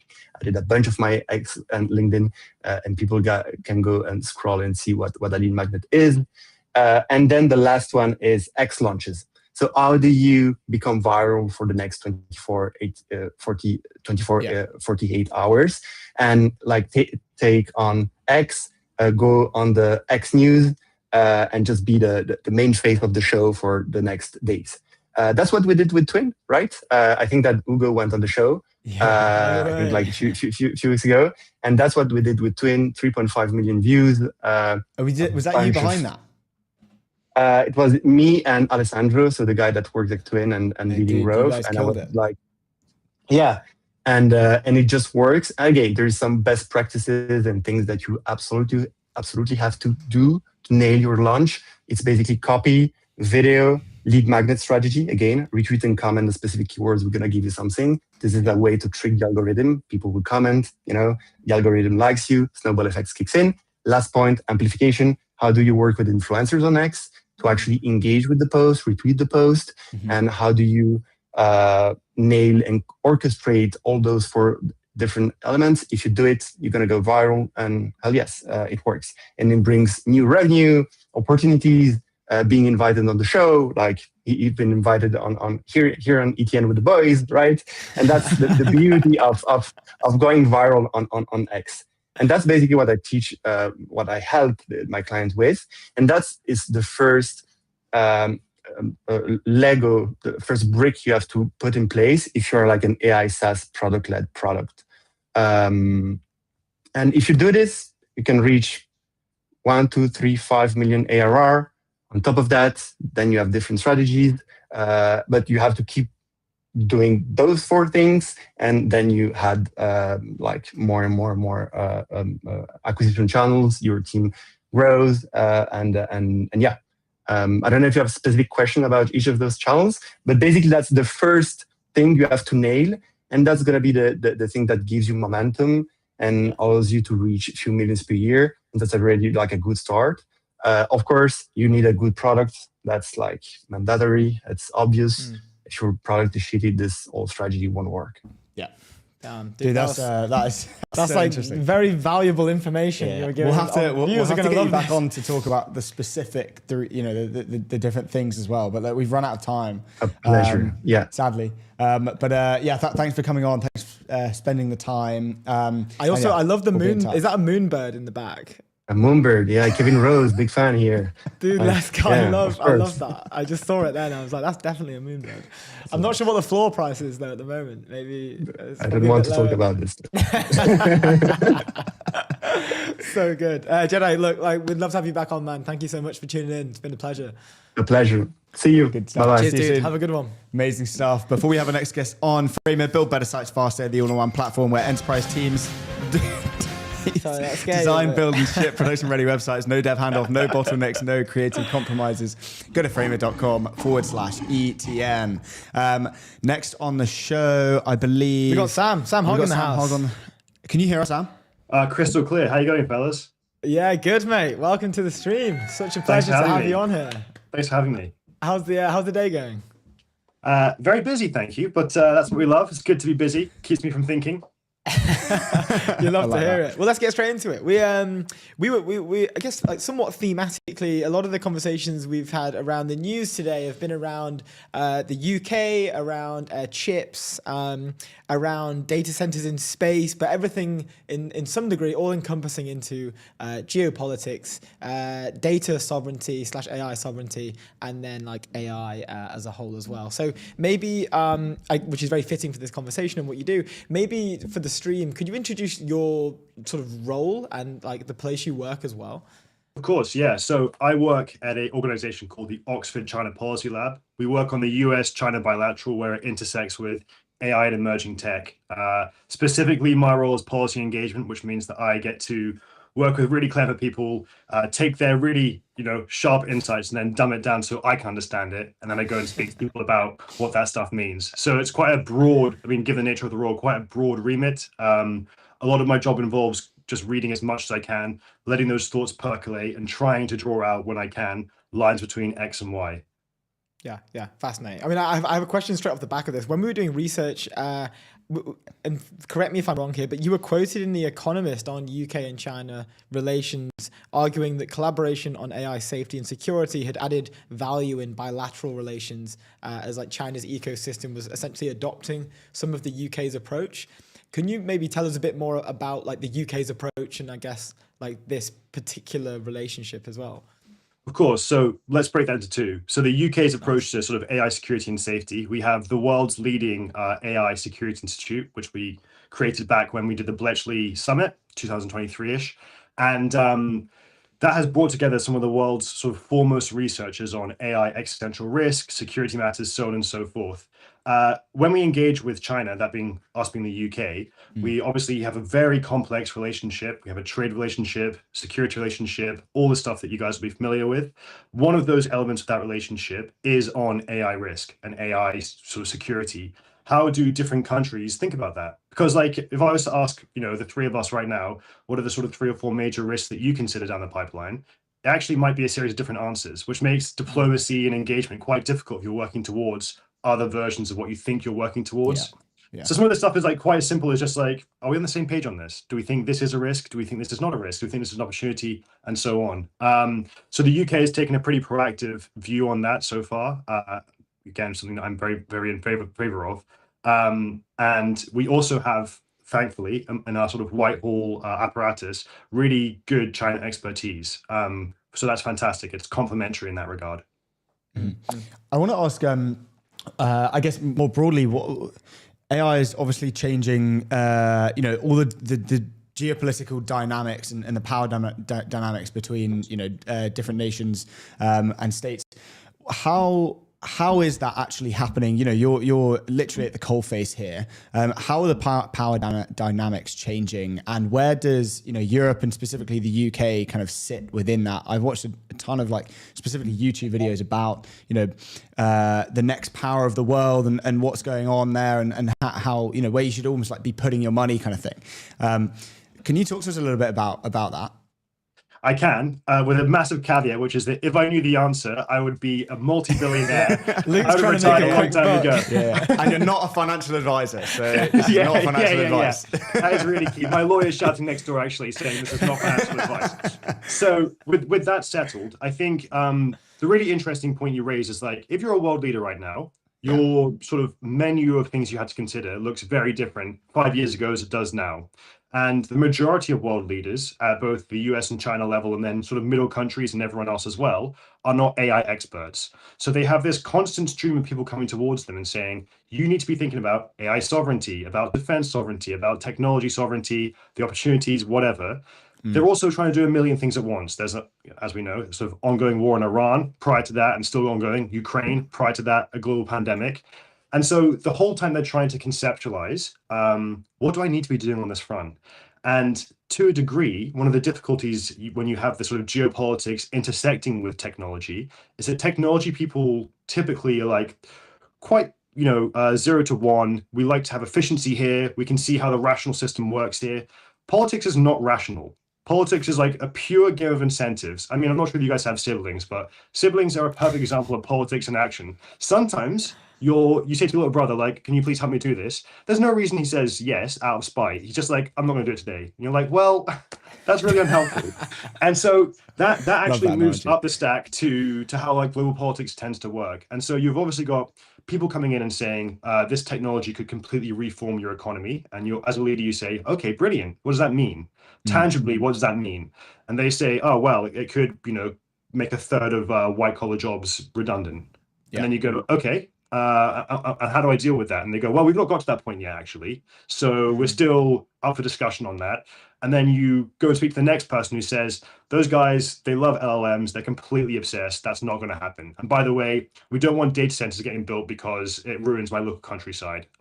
So, I'm going to get voted out the next election and so on and so forth. And so, to circle it back round, there are very few countries doing it right so far in that sense, only because what is right, if that makes sense. We don't really have a definition yet. Okay, it seems to be like a lot of, as you said, like brand new emerging thing introduced, completely disrupts how the system has worked. Previously, everyone is scrambling, but everyone knows it's powerful and good and we need a bit of it and we need to own our own little bit of it as well. But from like outside looking in, especially even just looking at the timeline as well on X, like I think there has been a shift in the way in which tech native individuals are working with those who sit in policy. And it more seems to be specifically in the UK. I think yes, it's becoming more. It's always kind of been prevalent in the US, right? I think definitely more so. A lot more so. Not too sure about China, but it's the speed is getting there, right? We talked to a lot of people about policy, but then also they're in tech. Yeah, like even like Minister Kanishka as well is like doing launches on X, and like we think that's a great thing. Like we had him on the show, and it's really cool. But like, have you? Is that is that like not even a consequence, has negative connotations, but is that a byproduct of the fact that we need sort of more tech native AI experts, as you say, to come in and like advise and help and move things along? 1,000%. And I think just to build on that point, one of the things that makes me want to smack my head off the table a million times in half an hour is when someone fails to understand how critical like a punchy civil service role can be, especially on the AI front. And we have literally dozens of examples in the last 3 years. Look at how the AI Security Institute or Safety Institute was built. Look at the people who pushed that through, the speed they pushed it through, the work they've done before, the way like their salaries prior to this too. Not everyone is motivated, and I'm capitalist. It's great. I love money, but not everyone is motivated by money right now. Some people have a tour of duty mentality where they can come in, make high impact decisions and get things launched in 2 years, working in a massive bureaucracy. And right now, I think if you look at the UK's sort of tech space around government, that's like a living, breathing example of this. You've mentioned Tom Westgarth earlier on. Great example of someone who's like, legend. What a legend. High autonomy, comes in, does his thing, like just very impressive. And there are multiple Toms that I come across on like a daily basis, working around the civil service, working around politics in Britain and in other countries too. A lot of them are young guys and girls who are like, yeah, I could be making X 100,000 here a year, but actually going to do for 18 months, 2 years, this specific role because it matters to me to do that. Yeah. And that's not to, by the way, talk down upon people who choose not to do that, but just to say that, you know, when I see people say, oh, the salary is really bad, it is really bad. That's politics. You know, brilliant. That's just how it is. So we're going to do about it, you know? No, I see that a lot. I think Matt Clifford, I think maybe had a few points on this recently where like, you know, there is, yes, okay, the salaries aren't great and that's just the way it is. But like people are coming in here, most of the people that are coming in have kind of, they've done their bit and now they're sort of coming back to do the tour of duty in a sense. So like they're not really financially motivated to do that. Just maybe going like zooming out a little bit high level. Is there, not to be like doomerism, but like it would be good to get your thoughts on like, is there something that we're not really prepared for that we should be prepared for looking forward? Like I think maybe one of the common arguments, and I've kind of changed my tune. I used to be a bit of a Musk, Sam Altman, Maxi in the sense where like we shouldn't be regulating this. We should just be going all guns forward. But after watching The Thinking Game and seeing Demis's approach, I now align myself a lot more with his sort of approach to everything. But you know, is there within those realms, is there something that maybe we're missing and something that we should be worried about, something that we should keep our eyes open for? Really fair question. I don't have a clear answer for you. I think a couple of things are prudent regardless. Number one is that if you work around AI and this technology, you need to become literate on how politics works. And by that, I don't just mean, you know, we throw money at an issue and hope it fixes it. You need to understand the incentives that govern politicians, that govern their researchers. You know, you need to understand that politics is the art of moving something through a system. It's not something that's like dirty and horrible. It's an important part of the game. The second thing is also, if you're working around these things, you need to understand the people at the top. You've, you know, alluded to Musk, Sam Altman there, Demis, whatever. Each of these people is governed by their own interpretation of the world. Often they've like watched a sci-fi film or read a book when they were 12, and they're like, that is now my framework for everything. So if you can understand their framework, you can begin to understand that stuff too. And too often I see people just being like, oh yeah, you know, in diplomacy and foreign policy, if you're trying to understand a country, especially an autocratic country, it's just like an obvious point that you understand the leader of that country, you know, what makes them tick. And that's the same mentality that I would try and bring to understanding all of these tech companies too. Not to compare them to autocratic countries, but just they're powerful. They're almost like mini sovereign states. I think a combination of those two things with a sort of final sprinkling of this technology is moving really, really fast. So fast that I mean, you guys work on this every single day. I wake up and I'm like, what the hell has happened in the last 24 hours? Every day, every day. You know, it's like I go on holiday and I'm like, oh, I'm 8 years behind. So, you know, how do you translate that into policy timelines, into sort of strategy? Very difficult. Requires a lot of translators, quite literal like tech translators, to translate their abstract concepts into more tangible things for policy people and diplomats and so on and so forth. Those three things paired together, I don't know if they fix everything. They probably don't, but they go some way to trying to help the sort of broader education. I want to ask a very broad question based around the relationships with people. I feel like, you know, a lot of the stuff that we're talking about is about you specifically, but then also other people having to build relationships. And you mentioned like understanding how these leaders tick, understanding all of that kind of stuff. With everything that's happening in tech specifically, I feel, and it is pretty obvious that a lot of what actually moves the needle in, you know, the policy side, but then also the tech side, and who really wins is the relationship stuff. Can you talk to us a little bit about the advantage of, you know, even like a grad coming out of university to a world leader being able to have that skill of building relationships, getting people to basically like you pretty much, and understanding how other people tick? Can you talk to us a little bit about that and maybe about what you do in your role to kind of, you know, work that muscle? Right, for sure. So, I mean, to build that from back to front, when I was about 15, my parents sat me down and they said, look, you don't need to be the smartest person in the room. You definitely won't be. But what you do need to be able to do is work with really smart people, because they will make your life far more interesting and your professional life more interesting and your personal life more interesting too. So I've always been able to be someone who's fortunate to work with really smart people. And a lot of that involves understanding their incentives and how they work. It's like a people game. They love like going away for 4 days and just deeply researching something.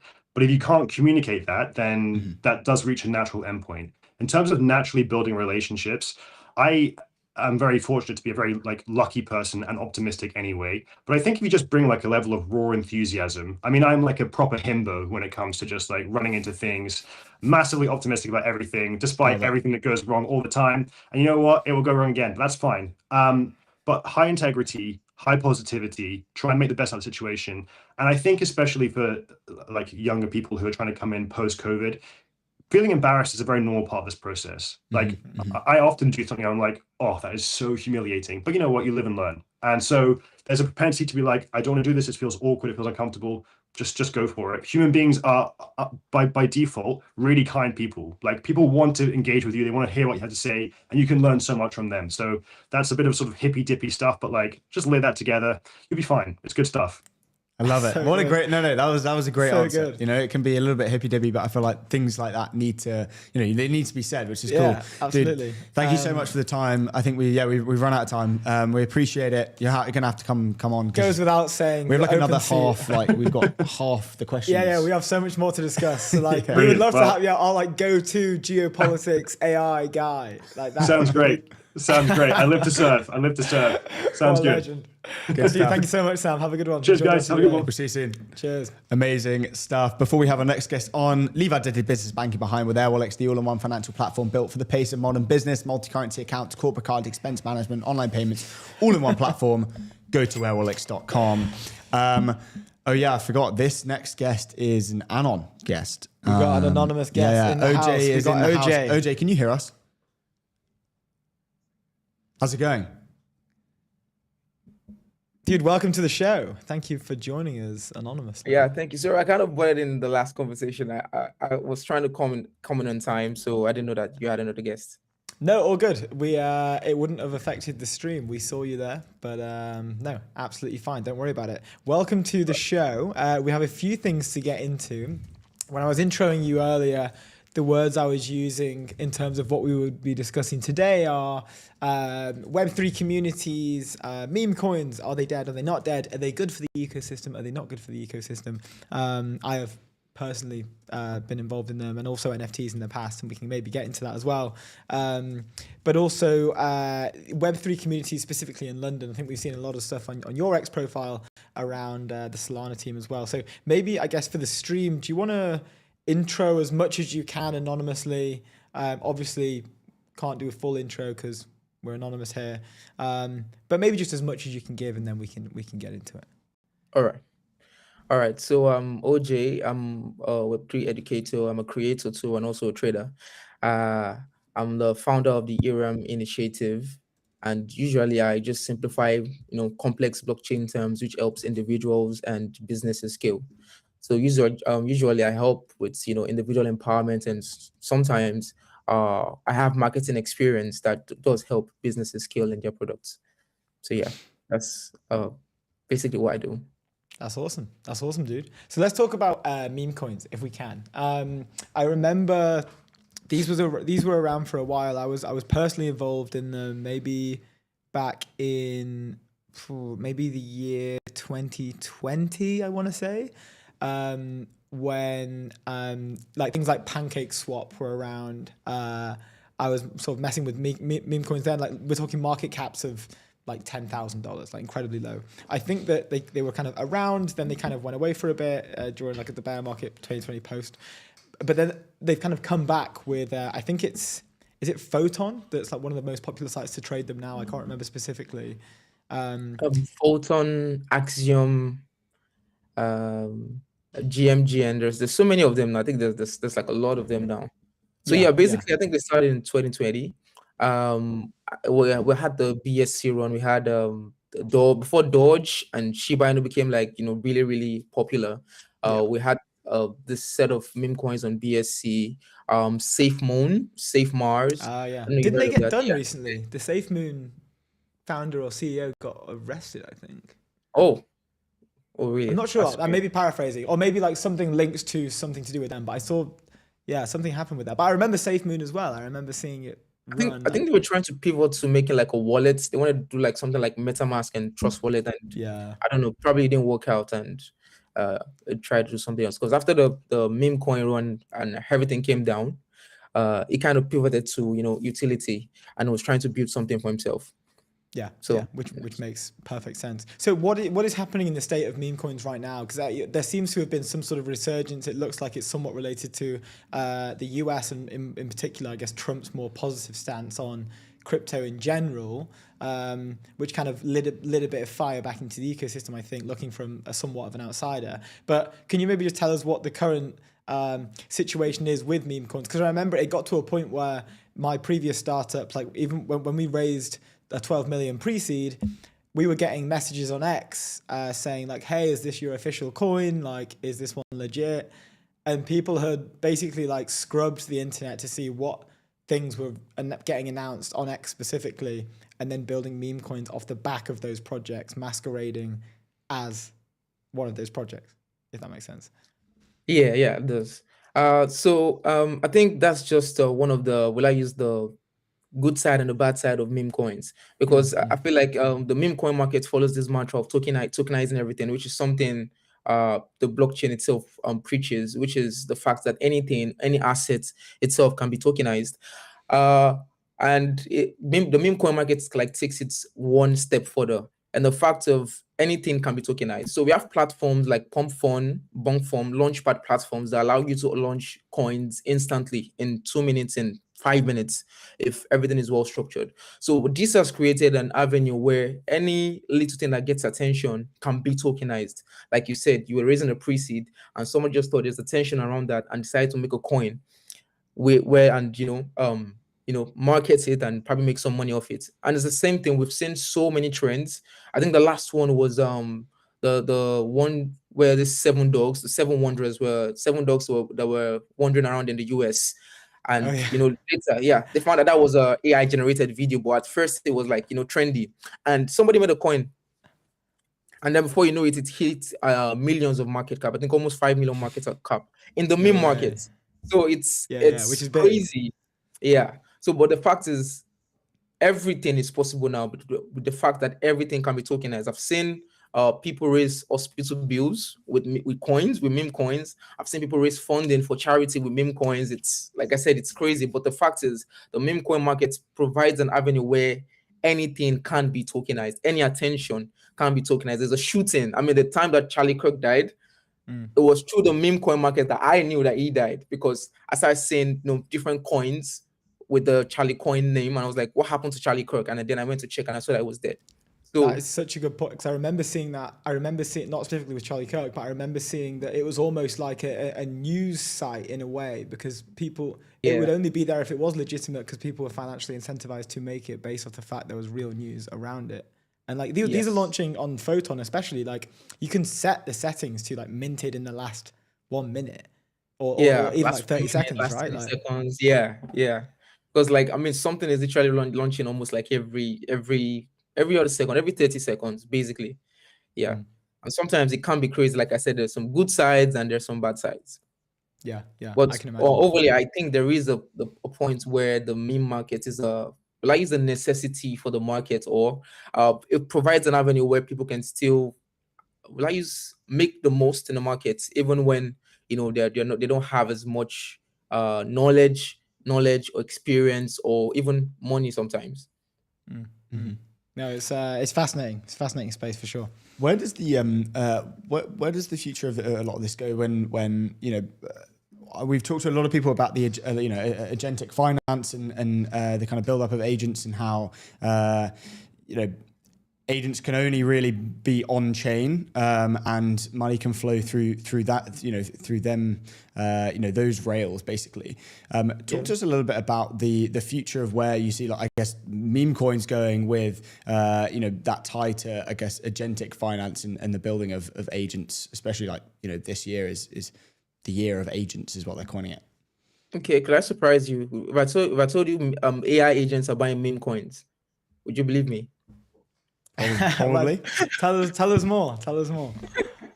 Yeah, so we've had like a couple of them since the beginning of this year. I mean, somebody even used OpenClaw to create an AI agent that strictly buys meme coins. We have one currently, it's Lobster. It's an AI agent that just sees the fun of meme coins. If he likes it, does an analysis, posts its analysis on X, People like it, they also buy, and it just and tells you, I'm buying this.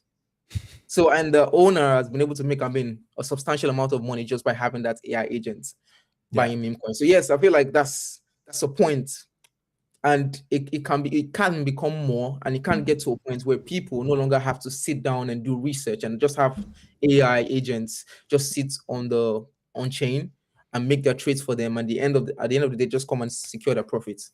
So yeah. It's interesting because I feel like if, in that world, let's say that clearly this person is making money from that, which is a good thing. They found like a comparative advantage or a competitive edge in the market and are using that to make money, which I guess what the markets are for, right? Like they reward those who have alpha. That's basically how the whole market works.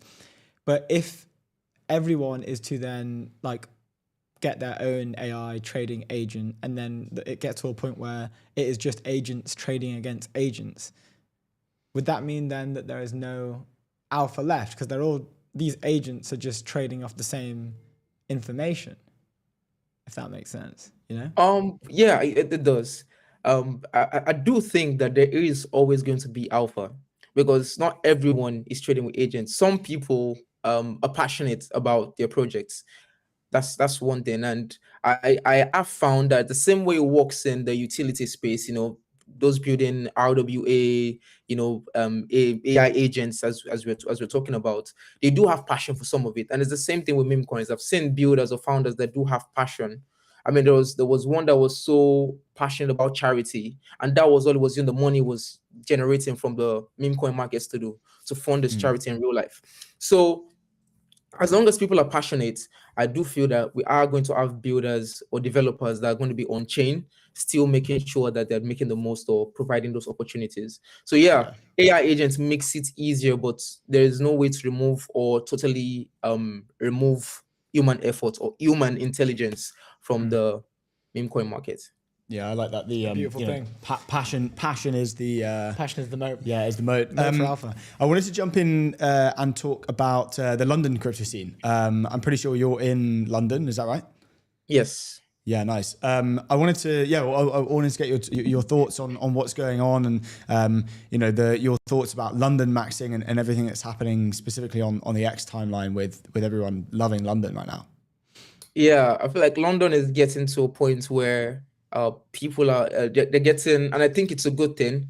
They're getting to adopt the emerging technologies, because I feel for some time before now, a couple of years back, like the London culture is always very careful when it comes to adopting technology as a whole. But I mean, this year or since last year, it's been different. We've seen so many founders, builders. I mean, I have gotten an opportunity to converse with so many of them who traveled all the way from different places in the world just to come to London and share the tech in artificial intelligence, in blockchain. So that's basically what London Maxing is. It's the market getting to a point where there's easier adoption. And that's why I feel like community is also an important part of it. And that's why I've been talking a lot about Solana Super Team. They've been doing a lot of that of recent, bringing in founders, builders from different various parts, arts, fashion, artificial intelligence, from diverse parts, and all these people are able to bring their ideas to one place. And I'm telling you, the crowds from some of them has been really impressive. And that's why I feel like you're seeing the old London maxing culture, because London right now is becoming the base of everything. Yeah. And a question, like what's going on in that Solana ecosystem in London? I've been seeing, and I never knew they had this, but some sort of like pretty cool futuristic type, but in a weird way, like old school and futuristic office space in London. And is that the Solana offices? That's like the Super Team UK of co-working space. So it's a co-working space that we have every Friday, where everybody gets to come and talk, work, and network with each other. So we have builders, content creators, noobs, people that have no idea what blockchain is, come to a space where they get to learn, meet other people that have been well versed in the space, and builders get to share the product. I mean, something that's been happening for like the past 4 months is that we've been having a demonstration almost every Friday where a builder comes, explain what the project does, talks about what stage they're at and where they're headed to, share the vision of the project with the members of the co-working space, and everybody gets to learn and still have fun while learning. So yeah, Nice. that's The best type. yeah. We got about 30 seconds left. My last question for you is, could you maybe just tell us about one of your craziest trades in the trenches, and how did it go down? Okay. This one was, I think, 2024, and I put 1K in this project, and I was in the middle of the night. I was just sleeping, and then I just saw it. I did a bit of research, and I just put 1K. Then I went to bed, and I woke up, and I made 20K, and I was like, okay, okay. I don't know, no, gum drop. This is the gum drop, and I just left it there. I took some profits, like 5K, and I said, let me leave the rest, and and I went on doing other things. 1 month after, it was at 150. Oh, dude. Yeah. That is bonkers. And then you sold out. Some of it, but not all. He didn't take profits. He's got diamond hands. Okay, interesting. Some profit, but not all profits. Yeah, interesting. Oh, dude. Well, look, we've run out of time. We've got our next guest in. Thank you very much for taking the time. And yeah, we'll see you soon. Yeah, you too. Thank you. Good stuff. Cheers, AJ. Thank you. Cheers. Awesome stuff. Next on the show, before we do that, Freema, build better sites faster, the all-in-one platform where enterprise teams design, build, and ship production-ready websites. No dev handoff, no bottlenecks, no creative compromises. Go to freema.com/ETN. Next on the show, we have Elena. Elena, can you hear us? Amazing. Hello, welcome to the show. Nice to meet you. Thank you so much. Thank you guys for having me. Thank you. No, it's our pleasure. It's our pleasure. We've been really looking forward to this one because I've got so many questions around the model in which ZNext works. Because I was asking Luke, and he was telling me it was a hybrid model, sort of like venture builder model, but also M&A. And I was like, no, that must be wrong. And then I had a look at it, and he was like, no, it's right here. And then I was like, oh, okay. And I was right as usual. And Luke was right as usual. Yeah. He was. Maybe to start off, could you introduce who you are, what ZNext is, and then we can get into it from there. Of course. First of all, thank you for this opportunity, and thank you guys. So I'm Elena Lavezzi. I've been a tech operator for the past 15 years of my life, right?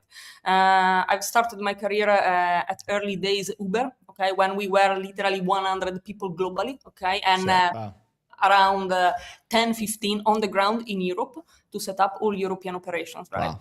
From 100 people to 15,000 in a few years. So, it has been a crazy ride and beautiful experience, okay?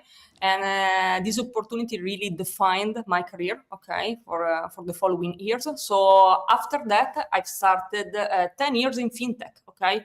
And maybe I mention a couple of the most relevant experiences. I joined Circle when Circle was building the USDC, the stable that nowadays is one of the most, I would say, famous and reliable stable coins that we have across the globe, right? So for them, I covered a few roles, okay, from Italy and to relocating to London to become the director for go-to-market of retail of Europe. And when I was in London, at a certain point, Revolut reached out. Revolut at that time was a pretty small company, okay, slightly bigger than Uber, okay, when I joined. So it was around 300 people, only folks in the UK, okay, so only in the UK. And at that time, they were building what they called the European growth machine, okay. So a very capillary presence across all European markets with the ambition to become the leading fintech company of Europe. At the time, we had three players, I would say three similar players in Europe, if you remember, guys. So we had the Monzo in the UK, Revolut, and N26 that was already building us presence in Europe, right? And I've heard, obviously, since I was working in the ecosystem, I've heard about this group of guys, these teams of very, very ambitious people. And when I met them, when I started the interview process, I really realized I met the most talented people, and they became my colleagues then. And I also got the opportunity to work closely with Nick Storonsky. Obviously, he was very involved into everything related growth, go-to-market, expansion. Yeah. And for them, I was basically my role was to build from scratch and lead South Europe, so 8 markets: Italy, Spain, Portugal, and other markets in the region. And it was again another crazy, beautiful experience.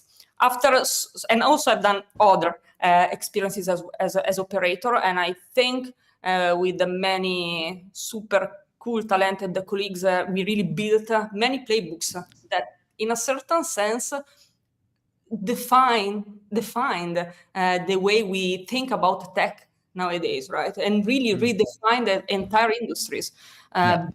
Building companies that today are the benchmark of their industry, right? Think about mobility on demand for Uber. Think about blockchain ecosystem with Circle. Think about banking, and traditional finance, and how Revolut impacted that industry, right? Completely redefining the rules of that. And in parallel, I've started to basically advise a few funds, okay, local and international funds, and I realized that I really, really liked to support the founders across their challenges, because reality is challenges of founders or of operators at this stage are similar. Even if the company is different, right? Industry is completely different. Maybe you work in B2B and I've experienced B2C or whatever, but the challenges are very similar. And so I realized I was enjoying to sharing the playbooks I've learned, the playbooks I've built with my colleagues.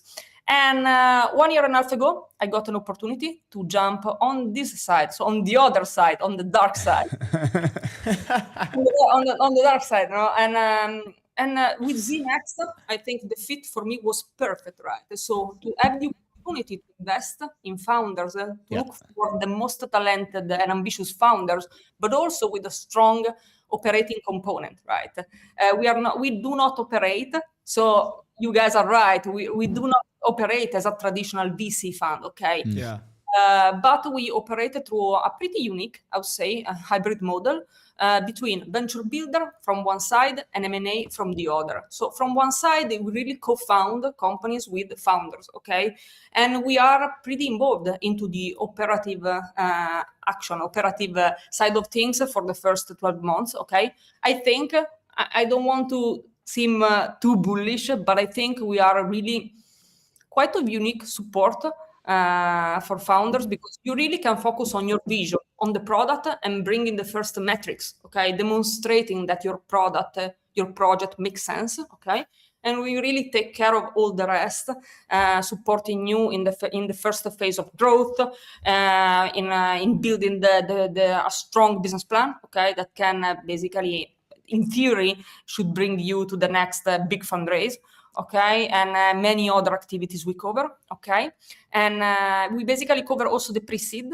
We put you in the position to win, okay? But obviously you are the founder, okay? So we expect from you to bring the ambition, to bring the vision, okay? It's on you, okay? And then we start a journey. We hope, is going to be a long-term journey, okay?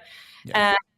From the M&A side, we operate in a more traditional way. So we want to collaborate with leadership teams, okay? We don't aim to replace, okay, the founders or leadership team of a company at all. Like, it is the contrary. We aim for strong teams who demonstrated a significant growth path, okay? Who demonstrated that their project have a sense, okay? And then if they're open for this collaboration, we operate through an M&A where we acquire the majority of the company, but obviously we keep the leadership team, we keep the team as it is, and we want to work with them long term. Our project has to be seen with the more industrial lens than financial lens only, okay? And so basically this is what we are today. We are backed by, last thing I mentioned that I think is pretty important, we are backed by Zanichelli Holding. Zanichelli is an historical, is a leading educational publishing house in Italy with over 160 years of history, right? And because of that, and because we are really interested in bringing complementary addition to the group, we invest and we look for talents into learning, tech, future of work and well-being. So this is our perimeter. Not only in Italy, so we are an international project. We look for international people, international founders, and global opportunity. So this is what we are today. Amazing. That's awesome. I've one first. If you Yeah, I mean, you go first. Go for it. Or just reminiscent of what you just said there at the end is about the learning opportunity. Like I think when we were doing our research, the learning market was valued around $10 trillion, right? So like I'd be keen, not that that's not a lot of money, that's obviously a substantial amount of cash, but it's somewhat of a contrarian bet to focus on maybe the learning market compared to other things out there. What was the thesis for going into the learning market? Like I don't think we've had anyone on the show who's had a particular focus on that side of things before. So yeah, quite curious to hear what the thesis is. Yeah, of course. So I think it's a very interesting question, right? Because so the idea comes from a publishing house, okay, that was basically mainly focusing on schools publishing house, okay. So this is the vertical. We do not focus on, I would say, project related or strictly related to school, as we think about that in a traditional way, okay? So the scope for the shareholder is to keep investing, okay, into the education, to keep bringing value, okay, into this industry with all the skills learned, okay, through the past hundreds of years, okay? For us, it's more to bring complementary value, right, to the group, okay? Obviously, what we aim to do, like what we are looking for, is to find new technologies, new talents, new product, a new business model, who are going to basically reinvent the industry, okay? So how learning is going to look like in the next 50 years, 100 years, right? So this is for us relevant, okay, to find and to invest in it and to partner with it, okay? Obviously, the school side is already very well covered by the company, okay, by the corporate, okay? They have the best knowledge, right? Much better than us, I would say. So obviously, we look for other type of things, but think about, for example, everything related to upskilling, reskilling, okay? And this is something that we do on a daily basis now, okay? And also think about the daily life in a corporate, in a company, okay? Think about the way people onboard. Think about the way people train, okay? Learn constantly new technologies to operate on their daily work, okay? This for us is very interesting, okay? And this obviously, in a certain sense, cross learning, okay? But it's also related to work. So we really look for technologies who have an impact in the human potential, okay? Who support the citizen of the future, right? To develop themselves, okay, and to live, to learn, to work through new tools, through new technologies. This is for us very interesting, obviously very challenging. We find reality is we find a lot of interesting projects across EdTech, learning tech, and also future of work a lot. So there is huge potential. We also are interested into well-being industry. Okay, obviously will never be health care. Okay, will never be med or biotech. We don't even have the competencies. Okay, but will be more personal, I would say. Knowledge and education of professional or personal, again, well-being, and how we treat ourselves and improve it. Okay, so I would say more that. I'm super curious about your about Revolut, right? And I want to ask a few questions about that before we let you go. I wanted to ask just specifically, like, you know, you were obviously super early there, and I want to ask why you think Revolut, you know, is the company that it is today. You know, what were the things that you guys did that you know, really was the catalyst for Revolut being the company that it is today, and how was it working with Nick, and the, you know, what can you say about the founder that he is? So my experience at Revolut has been very good, okay, for me. I think I've met the best talents I've worked with in my life at Revolut, okay? So also I would say the the hiring process, okay, is able to really identify the strongest people out there.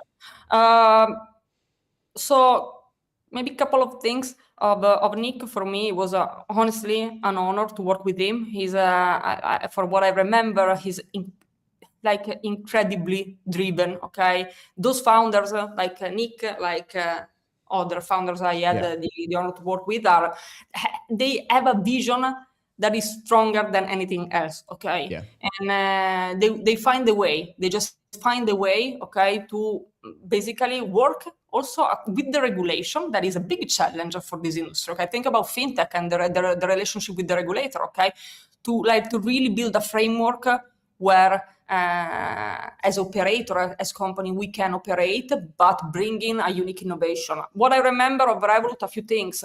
I've never seen so data-driven company, like an obsession for data, okay, across all departments. And this was very fascinating to me, okay, not only for people working in marketing or business development or finance, but also people working in communication, in legal, okay, really starting from data to make decision, okay, on a daily basis, like really a continuous exercise, okay, and really this change your mindset. And also, I would say, complete focus on the customer, okay. We do what the customer cares, and that's it. And we aim to bring the best possible user experience, okay, to make your finances very accessible, very intuitive, okay, across any corner of the globe. And how we do it, taking inspiration from other industries, right? Taking inspiration about gaming or other industry. We don't take example from traditional finance, obviously, to build the product, okay? So I would say a few things. Obviously, to build a so capillary presence so quickly, like in the case of Uber, was probably the right approach, okay, to really be close to markets, okay. And the strategy, I remember at the time we really were empowered to define the strategy locally, okay. So we know now what the local customer in each region needs, okay, and how we can make this product the unique, I would say, the primary bank account of a customer across any corner of the globe. So I would say very ambitious mindset, okay, but also very open, open to listen. I remember that of Nick, to be honest. Like, he was always very open to listen to any suggestion, anything, and it was very impressive for me to work with him. Amazing, awesome, good stuff. Thank you so much for that insight. Thank you for joining us as well. We are 2 minutes over. Unfortunately, we have the next guest coming in, but thank you for spending time with us today, this evening. It's been a pleasure, and it's an open seat if you want to come back and talk more. Thank you so much, guys. Thank you for the opportunity. Good stuff. Bye. Cheers, Anna. Thank you. Bye. Awesome stuff. Base, the infrastructure of the on-chain world. Base is built to empower builders, creators, and people everywhere to build apps, grow businesses, create what they love, and earn on-chain. Go to base.org. Next on the show, we have Mariam, co-founder and CEO at Softer. I believe Mariam is in. Here we go. Mariam, can you hear us? Yes, we can. I think congratulations are in order for the launch. Would love to. How's it gone? How's it? I don't know how long has it been out. An hour? Is that right? Yes. Thank you. Thank you for the congratulations. And it has been busy, but gone well so far. Nice. We'll just break it down for, I guess, the viewers maybe at home. Perhaps like an intro to you and who you are, and also, I guess, what is the launch centered around today? Yeah, absolutely. So I'm one of the founders of Softer, and my background is in engineering. So I have been basically building software products myself for more than 10 years. And in every company we work with my co-founder, we basically saw the same problem. Every business user had to rely on developers. Everyone just never got the tools they needed to work efficiently, but developers obviously never have time to spend on non-production, non-customer facing tools. So same problem I faced also outside in other contexts, people looking for co-founders, etc. So then kind of naturally there was the next step as an engineer. You think of how can I make this more accessible to business users, to people that actually don't have the access to build their own tooling. So that's how Softer was born. And today, what we are launching is the biggest update of Softer in our history so far, since launching 5 years ago. And today, software becomes a full AI native platform for building actual business apps that work. And obviously, we can go into more details of what that means. But yeah, today is a really kind of a historical step for us as a company. So cool. Congratulations on getting this out. I guess, yeah, first question would be, what does that actually mean with regards to software that works? Very good question. So, there is tons of tools and have been existing for the past more than 10 years, like Wix, Squarespace, that let people build websites, landing pages, right? There have been also many other platforms, very complex, very technical, where people have put together really complex systems to build actual apps, like internal tools, external tools, like client portals, and internal employee portals, etc. And there's obviously vertical solutions that do exactly that. Workday and HubSpot, etc., to build CRM, to build project management.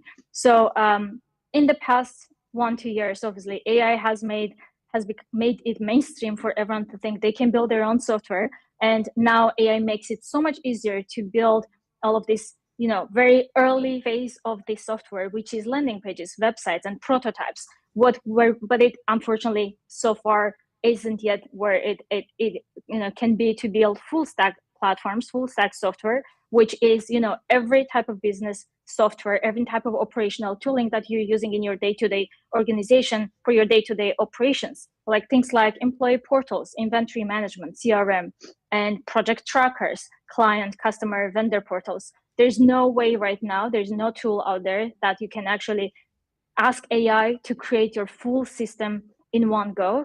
And you can, if you are a developer, you can go to through a bit of hurdles to connect multiple tools to edit code, etc., and then get something up and running. But unfortunately, today there is a huge gap in the market, which is how do we get business people build their own tooling fully end-to-end that they can use internally for their employees or for their clients. So that's what Software solves today.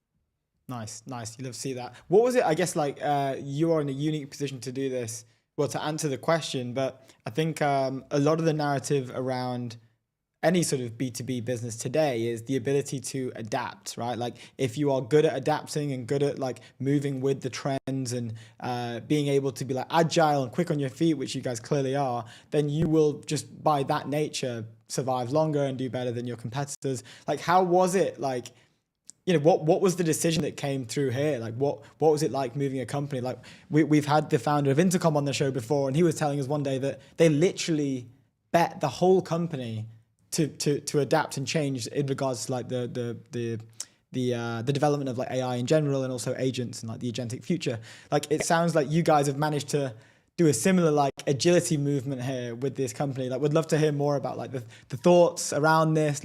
How quick you guys were able to do this. That'd be really cool to understand.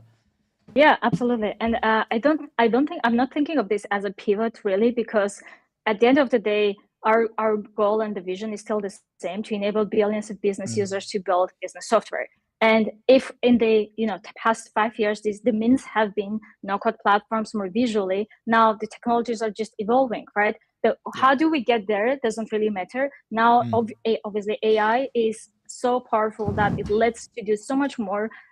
With the technological advancements, we can do so much more easier, faster, 10x, not 10x, actually 100x faster and easier. So then we have to leverage that as a technology to reach our goal. And then in the future, there's agents now coming up. We will have also potentially agents building the same apps. So the means to get there really doesn't really matter. It is going to evolve over time, but what stays the same is we want to make a platform that's super simple and easy to use for business users to create the software, and then to continue maintaining and iterating on their own without having to rely on developers. So yeah, that's kind of the approach we're taking. And I guess I'll stop there. Nice, that's awesome. What do you see the future of the workforce being when people can go and build whatever they like? Does it look like within a company with, say, 500 employees, each one of those 500 employees has built their own, personal software to go and do their job the best way? How do you see the future of the workforce kind of being, or is it, how it is now, where, people can use the same software, maybe just in a little bit of a different way? Yeah, I think there's going to be probably multiple variations of what software means and who is using it for what. There's Interesting. definitely going to be a lot of people building personal software for their lives, for their, day-to-day, maybe like Yeah. automation tools, mini agents that help to do the job better. And then there's obviously company organization type operational tooling that might not be, everyone is not going to probably build their own CRM, right? Because you will Yeah. have them 100 different CRMs running all chaotically. So I think there's always this discussion: is someone going to build their own HubSpot versus buying the HubSpot as a tool? I think all of that really is depending on company size, company stage, and the complexities of the system.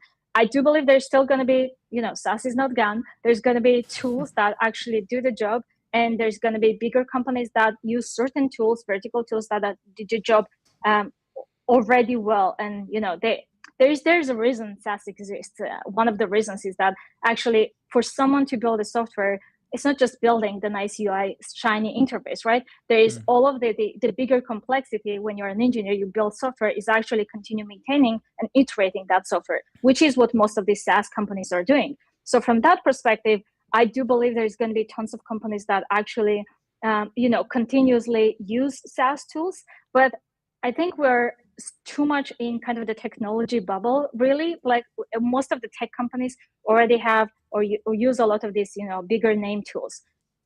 Big portion of our customer base is actually non-technical companies as well. So companies like real estate, manufacturing, insurance, logistics, all these companies, literally the competitors we have are pen and paper spreadsheet. They're still filling out pen and paper, forms, paper forms to fill out and do employee onboarding. So from that perspective, if you look at, which is a bigger market, right? Imagine in the entire world, there is a very small portion of tech companies. Amazing. There's a lot of the tools are actually solving a need for them, and there's bigger revenue, obviously. But 90% of the world consists of every other type of company that exists in the market. And all these companies, they don't even care about AI at this point, to be honest. They actually care about having certain tools to do their job better, to have digital tools even.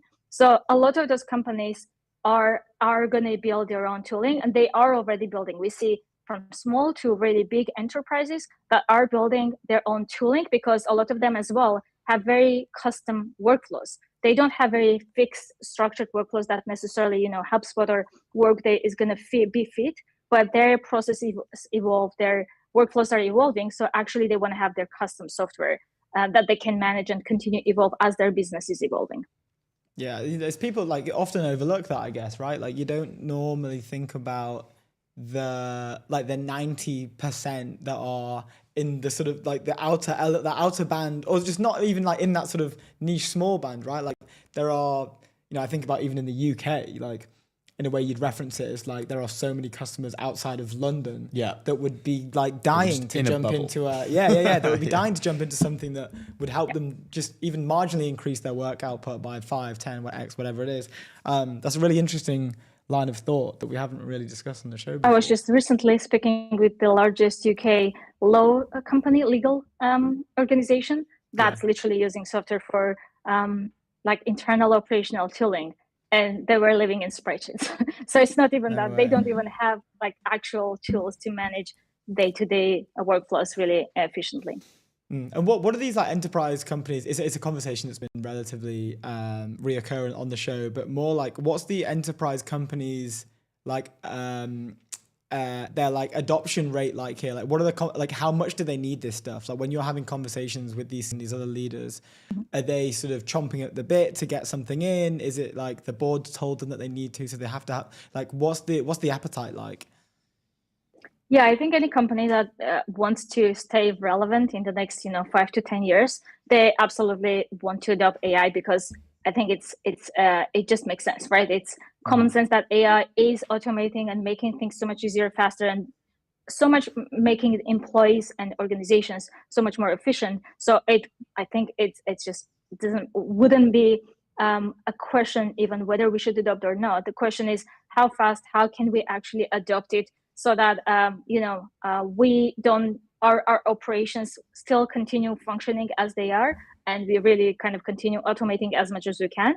And so from our experience, a lot of the organizations bigger than enterprises from a non-tech industries are especially they were more prone to use no-code tools to begin with. Now also AI, I mean, for them, it's really, they want to get the job done. They don't really care underneath if they can do it faster and easier, obviously. I think within tech companies, there is more of the AI kind of talk, and how do we bring AI? Do we have less employees, and do we do most of the work with AI? There's a lot more of the, I think, the progress and different type of conversation around AI, which is amazing, which I think they're at the forefront of the development and AI adoption.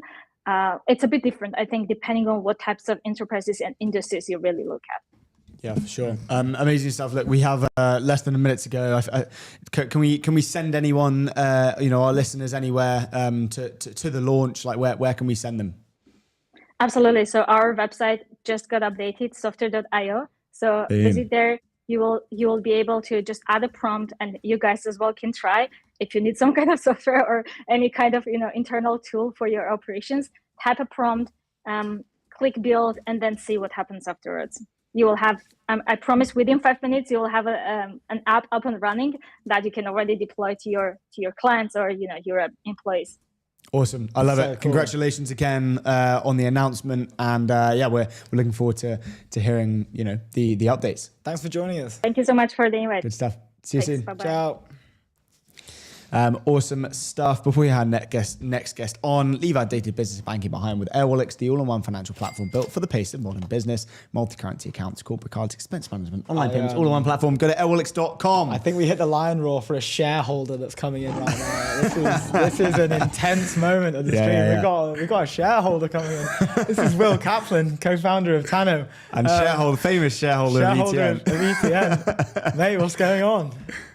It's good to see you guys. It's good to see you. I'm very glad shareholder value is being maximised. That was a good ad read. We love to hear it, dude.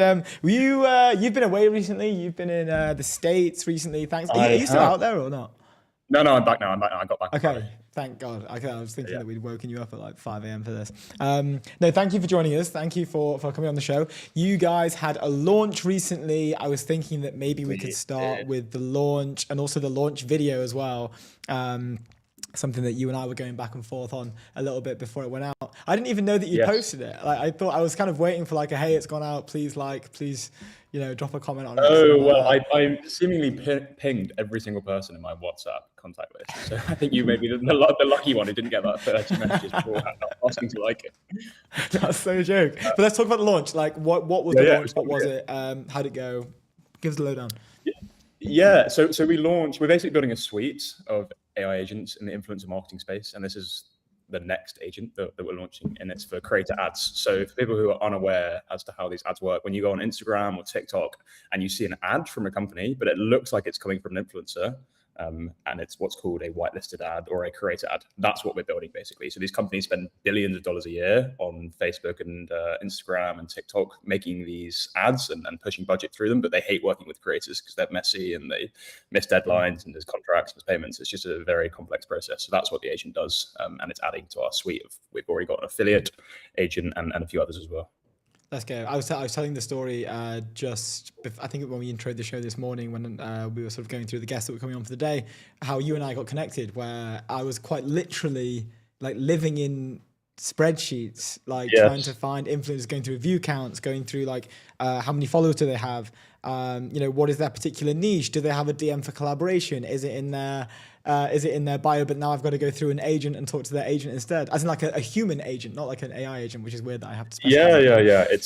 It's a ridiculous process, and a lot of these types of marketplaces, I mean, you can think of any type of marketplace, whether that be like houses on Airbnb or cars or taxis or something like Uber, and they all managed to build a platform around it and actually make a true marketplace. But because this one was so messy, it just wasn't, no one could automate it. So you had to have all these influencer agents on one side and then these talent agents on the other, just like you're mentioning there, and it's just incredibly complex to do. So it was like a perfect use case for agents, and it's why so many of the deals we now do, almost all of them just go straight through in a like agentic capacity. It's really cool to see, actually.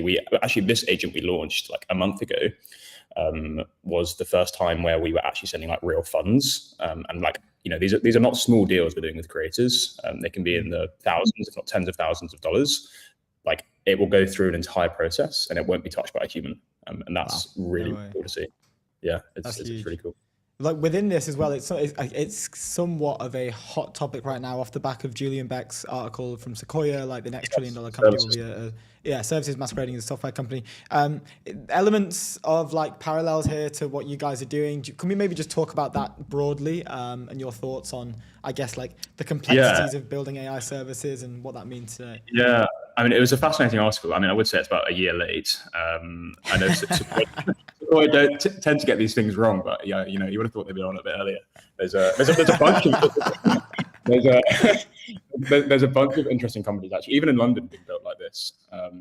Throxy, we know the guys there. They're building you might have had them on the show. They're building a sales engine. Artificial societies to an extent do some of the stuff. Like James, James is show, cool. a mill building Balance. They're in YC right now. They're doing this for accountancy. There's like loads of these types of companies being built, and it's all under the same thesis, right? That software like solves a specific problem, but it doesn't really get you to an outcome. You still need somebody to get you to the outcome. But as you say, Brendan, there's like a bunch of complexities as you get into like the weeds about building these companies. There's some really great positives, like the stuff that Julian spoke about in that article, that you can now access this OpEx budget. Typically, deal sizes are much bigger, and that's true. But there are also some there's some problems that you face in building this type of company that you don't face when you're building a software company. Yeah, and the main one that we've faced is you basically have to build two products at the same time. So you build your customer delivery mechanism. So for us, this is matching brands with influencers. That's one whole product. Your other product you have to build is your internal systems to automate everything else. So while you're spending all your time trying to make your product for your customer as good as possible, you also have to automate all your other processes. So that's things like communicating with your customers, like, are you ingesting all the right information? It's things like bookkeeping and all the accountancy side that agencies spend a lot of time on. Will have a big chunk of their staff just dedicated to the operational side of things. So a lot of pros, bigger budgets, but then there's some other things to consider as well. In terms of selling to customers, how much is there of an education piece, right? So some of these companies have been doing these deals with creators for years now. Is it weird for them to switch over to something that's more automated, or is it kind of like a natural, or is a lot of your job educating these companies? I think when people have been through the pain of working with creators themselves, you almost don't have to tell them how much it sucks, because everyone knows. Oh my god, no way! This is I think we signed with you. I didn't need to. You're just use an it easy sell, though. Yeah, I was an easy sell. To be fair. I was dying, man, and we had 12 million. Just so too gullible for our sales tactics. But people don't. I mean, I think the thing about influencer is what makes it a really interesting channel is because you can build truly human relationships, and that's not what we're trying to take away. We're trying to allow people to do more of that, not spend all their time just sending emails all day and dropping codes in spreadsheets. I got a customer of ours at a skincare company in London actually. We just did a case study with them. So this sounds like I'm just shilling this, but not shill away. Shill away. No, we just did a case study with them. Before they were just sending emails all day, just as I say, dropping codes in, replying to creators. Now they spend so much of their time creating community events and doing the much higher level stuff, which is really cool to see. Because before, that is the actual vision of all these AI tools and companies being built, right? Is it allows humans to do things they actually enjoy and maximize their time, not just do the manual work. But I mean, Luke, to answer your question, usually they don't require a huge amount of explanation or education on what the problem is. But sometimes, AI for a lot of these companies, it's still really new to them, and they get a bit worried about what do these conversations look like, especially more of the enterprise companies. They can be a bit wary of it, but over time, I think people realize it not only does it take their time away, but it's actually better than a human. Yeah. On the influencer side, we had Jedi on this morning, who you mentioned that and you follow. You think you guys maybe done some stuff together as well. He mentioned it was very quickly, and it was towards the start of the conversation, but influencers came up. He was talking about a playbook of basically scaling from 1 to 1 billion ARR, and influencers are in the sort of early to mid stages. But within that classic journey. that simple thing. Within that, there was he mentioned that and as we can all sort of tell now, like cash going towards influencers is probably, I'm not seeing the numbers, but I assume it's scaling like rampantly and has been for the last number of years. Even just I think seeing like Anthropic and OpenAI run like UGC content is a sign of that, right? And I'm not calling it like the peak top. I think it's a great thing, but the salaries and the cash getting thrown into that area are increasing. Like, are you seeing anything from the influencer side in terms of how much these people are charging? Because I remember at Convergence, like these people would ask for cash. Like we're talking 10 grand for like a 60-second video. Like we work with some like larger scale up tech companies like 11 Labs and Granola, and they're in like the most competitive niche, right? Because you have all these companies like them who have raised a huge amount of money, and it's actually quite a hard niche to find for. There aren't that many like fantastic, as you probably found in your Convergence days, there aren't that many like fantastic, AI influencers or automation influencers. So you have like crazy demand and not that much supply. So it's just like classic economics will tell you the prices are crazy, like really crazy. So you have to find imaginative ways to do it. UGC farms is like the play right now. So I think we actually spoke about this before, but it's where you just get like oftentimes a lot of like young people to create like 2 or 3 videos a day. CPMs are super low, and you get thousands of videos. And because the algo just pushes out whichever one people like 99% of the content doesn't go anywhere. But that's fine. Like the cost is super low. So that's what's working with some of these tech companies right now. But like the traditional playbook, pay for play, like pay for one post, is unless you have big budgets, it can be too much of a barrier for a lot of companies. So is that you're saying that that's kind of dying away, and then you're actually getting more of the I guess the democratization side of it, where more people are... I think so. It's also because the platforms have changed, right? If you go back to like Instagram or TikTok, more so Instagram or YouTube, you get served content to your network. Now you can post like 1,000 pieces of content, and it doesn't matter if 999 of them don't do well. If one bangs, like it's all you need. I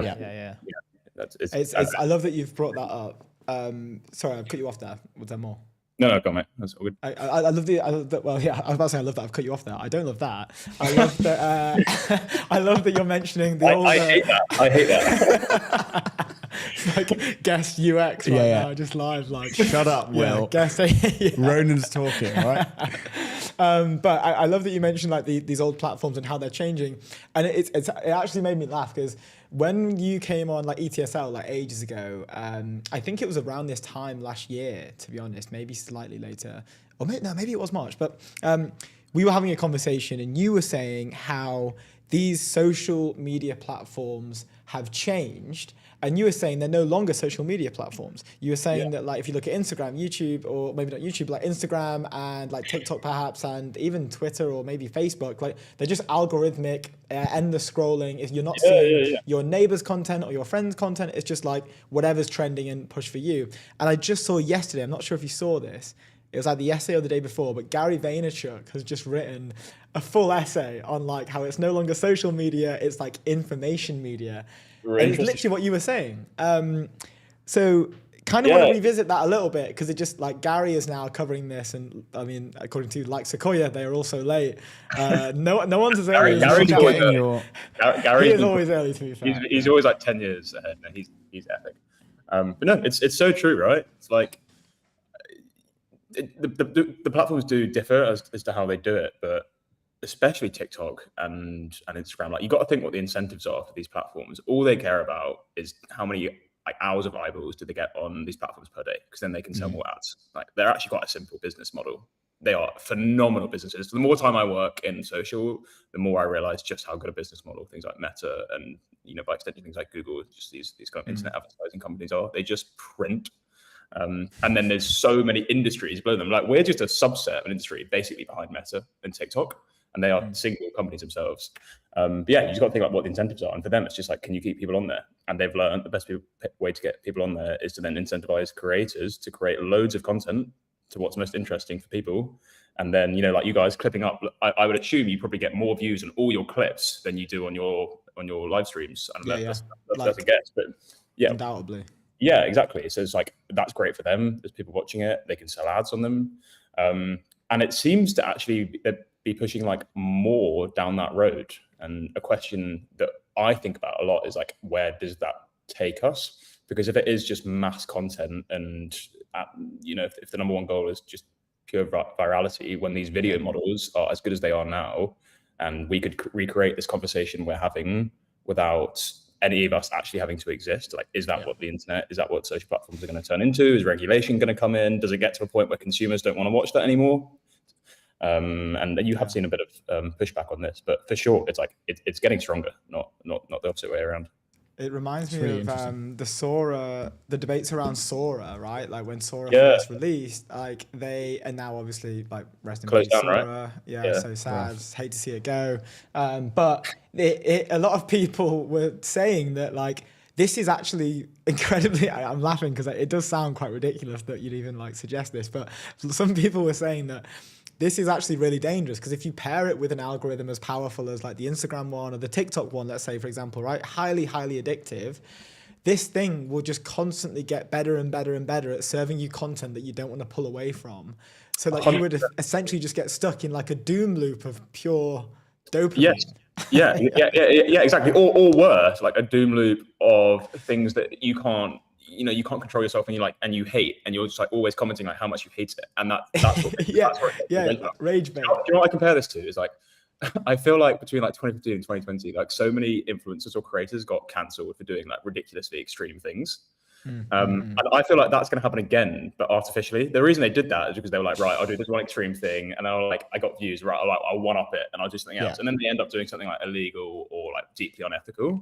And I think the same thing will happen with artificial content. We'll just like keep pumping things out that attracts people's like the worst side of themselves or their vices, and you go into this like death spiral. And that's why I'm like pretty anti any regulation, but like I think to some extent like you're going to need something to come in. Especially with deepfakes, like what the hell is going to happen there? Like, I sometimes go now that I don't know a fake, and I feel like I'm pretty close to these things. Yeah, who the hell knows? I think we were talking about how the world is just naturally kind of getting more and more polarizing. And I think I can't remember what we were talking. It was like maybe 2 weeks ago. There was an article talking about how polarizing it was, and then we were talking about with I feel like it was the CMO of Zero Hash about it, and how they deal with it in terms of like a comms type thing. But yeah, it's true, right? It's just a spiral that just gets worse and worse and worse and worse. I saw a deep fake the other day. I haven't seen one in ages. Well, maybe I haven't realized that I've not seen one. Maybe they've just got so good that I haven't even clocked it, which is scary. But I saw one of like, there's a guy in some like country in the third world who's like trying to scam this old person basically, and the scammer has deep faked themselves to look like your average John Smith from America, where like they're in like a nice button up like shirt, and they have a watch, and like they're even showing them a certificate that they have framed on the wall, but it's like it's a layover over a guy who's just not like that. Like it's so much to the point where I first glanced over it and I was like, what, am I on the right, like, well, one, why am I watching this? It's two, like, is this the right video? But it's starting to fool people who are, I would say, like native to the space. And like we discussed it loads, I think, in the earlier days when Sora was first released, of the earlier days of the show, where like you could either tell, the only parameter that you'd have to identify whether it was like a deep fake or like an AI generated video was almost like the absurdness of the video. Yes, so like the example is like Stephen Hawking or something in a UFC fight. 100%. I think it's called, what is it? There's something like psychology about like purple cow syndrome or something like this. If you like drive past a cow. That's what it's called. Yeah. And it's like, because it stood out so much at the beginning, because it's so different. Whereas now, because it can copy everything else, it doesn't stand out, so you just think it's normal. Yeah. And, it's like 3 years plaguing into these the cycle, things. right? Yeah, we're like 3 years, 3-4 years into the cycle, like 10, 15 years. Yeah, that's not a long time. It's not. Like if you want to see how powerful it is, like just load up Facebook and just go on like a few of the, because there are loads of posts on there that are completely AI generated, and look at the comments. And I guarantee you will find like a couple people that you went to school with who you used to think like, oh, they would be someone who would know, and they have no idea. Like I've seen it, it's scary, it's nuts. And I think the main one was like the recent one with like the polar bear, and the polar bear like threw its baby onto the boat to the fisherman to save it. I haven't seen that. And then, but like the only, which it looks super real, but the only reason I knew it was fake is because towards the end, it's like, then the polar bear came back to the humans on land and like gave them fish to thank them for saving the polar bear baby. But it's, it would just eat them on sight. Like it wouldn't do that. You never know. Yeah, maybe it did happen. Yeah. But sorry, you have bit little of faith a in bit of a tangent. It's why I'm so bullish on live streaming. It's like, that's gonna be hard to do. Like, What about Tanner? Do you guys will start doing live streams? When we started the company, I thought about live streaming the entire company. So like we put a camera in the office and just live stream like over like. Oh, kind of like Justin Bieber. Have you seen Justin Bieber's live streams? Have you seen that? Oh, No, You'd be super interested about this. So Justin Bieber does live streams of him just in his work. He's bought a warehouse in whatever, somewhere in the US, Beverly Hills, and he has different parts of the warehouse is different. Things to do. So he has a skate ramp. He has, a clothes hanger with like kind of, specifically put clothes there that, he's being paid to wear and stuff like that. He's got like couch with a PS4. He's got places where he plays like sets and just jams with his mates. Really? And he just live streams it for like 8 hours on Twitch. Wow. Yeah, go and search it up on YouTube. It was Fergus. Mega fascinated. It was Fergus from Players Fund that showed us. Well, they told you about it. Oh, Yeah. wow. Yeah. It's like Kai Cenat vibe, but like he's not going nuts. And he's not talking to the camera or anything. He's just hanging out. Yeah. It's what he would normally do, just live streams, and makes an absolute killing off the back of it. But the thing is, even Justin Bieber hanging out is like still quite interesting. Like to Yeah. watch. Yeah. Well, he does like things that he'll start playing songs that he's never released and stuff like that. Yeah, right. So like that people is are super interested, and they do like sets basically. It's like, oh, I'm going to do a 3-hour set within my 8-hour live stream, and then go play a bit of PS4 and like stuff like that, and we'll make millions of dollars within an hour just off the back of this. That's ridiculous. Yeah, that is like genuinely interesting. Whereas the reason we didn't do it is because we felt like watching 10 people sit around a laptop all day not moving is not particularly good viewing. But if anyone disagrees who's watching this and wants to watch the live stream, hit me up. We'll get it started. Any sponsors? Go to this guy. We should definitely do this, man. I don't know. You could like leak a little product thing. I don't know. Like, I'm down. It's quite a good idea. It's quite a good marketing stunt. Quite like it. I'm realizing that we're 5 minutes over. Sorry. Yeah, you've already got another guest. Just like pillaged your time. But dude, thank you for coming on. It's a free seat for you whenever. Sweet. We love Appreciate hanging out it. with you. And keep it up, man. Sweet. Thanks, guys. Have a good one. See you later, dude. Ciao. Good stuff. Oh, what a legend. That is the only. That's the last guest. Last Just guest to of the day. finish up the instructor for the on-chain world. Base is built to empower builders, creators, and people everywhere to build apps, grow businesses, create what they love, and earn on chain. Go to base.org. Let's jump into the town square. This is a breaking news. Whoop has raised $570 million at a $10.1 billion valuation, according to Will Ahmed on X, the founder. He says, "I am pleased to announce that we've raised $575 million at a $10.1 billion valuation to accelerate our mission on unlocking human performance and health span globally." This round was led by collaborative funds with participation from 2.0 Group, Qatar Investment Authority, Mubadala Investment Company, Abbott. There's a massive list. How many investors have we got? So many. Who's There's in here? IVP, Foundry. Oh, Bullhound Capital. Let's go. Bullhound. Let's go. Congrats to the Bullhound guys. Let's go. Ben Prado. LeBron James, McElroy, Virgil van Dijk, Matteo van der Poel, one of the best cyclists in the world right now.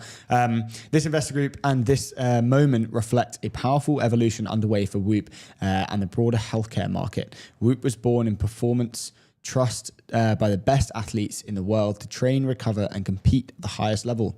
That foundation remains core to who we are. You see that in the iconic athlete investors joining this round, but it also represents our push into broader health. In the past 12 months, Whoop has received medical clearances, launched blood testing, and created a platform that has saved lives.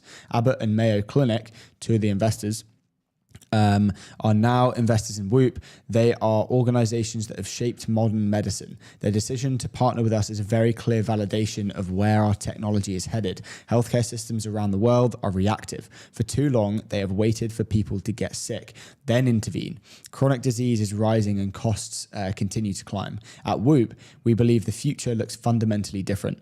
We are building the most powerful personal preventative health platform in the world, powered by continuous biometric data, advanced analytics, and AI to help people understand their bodies and improve their health.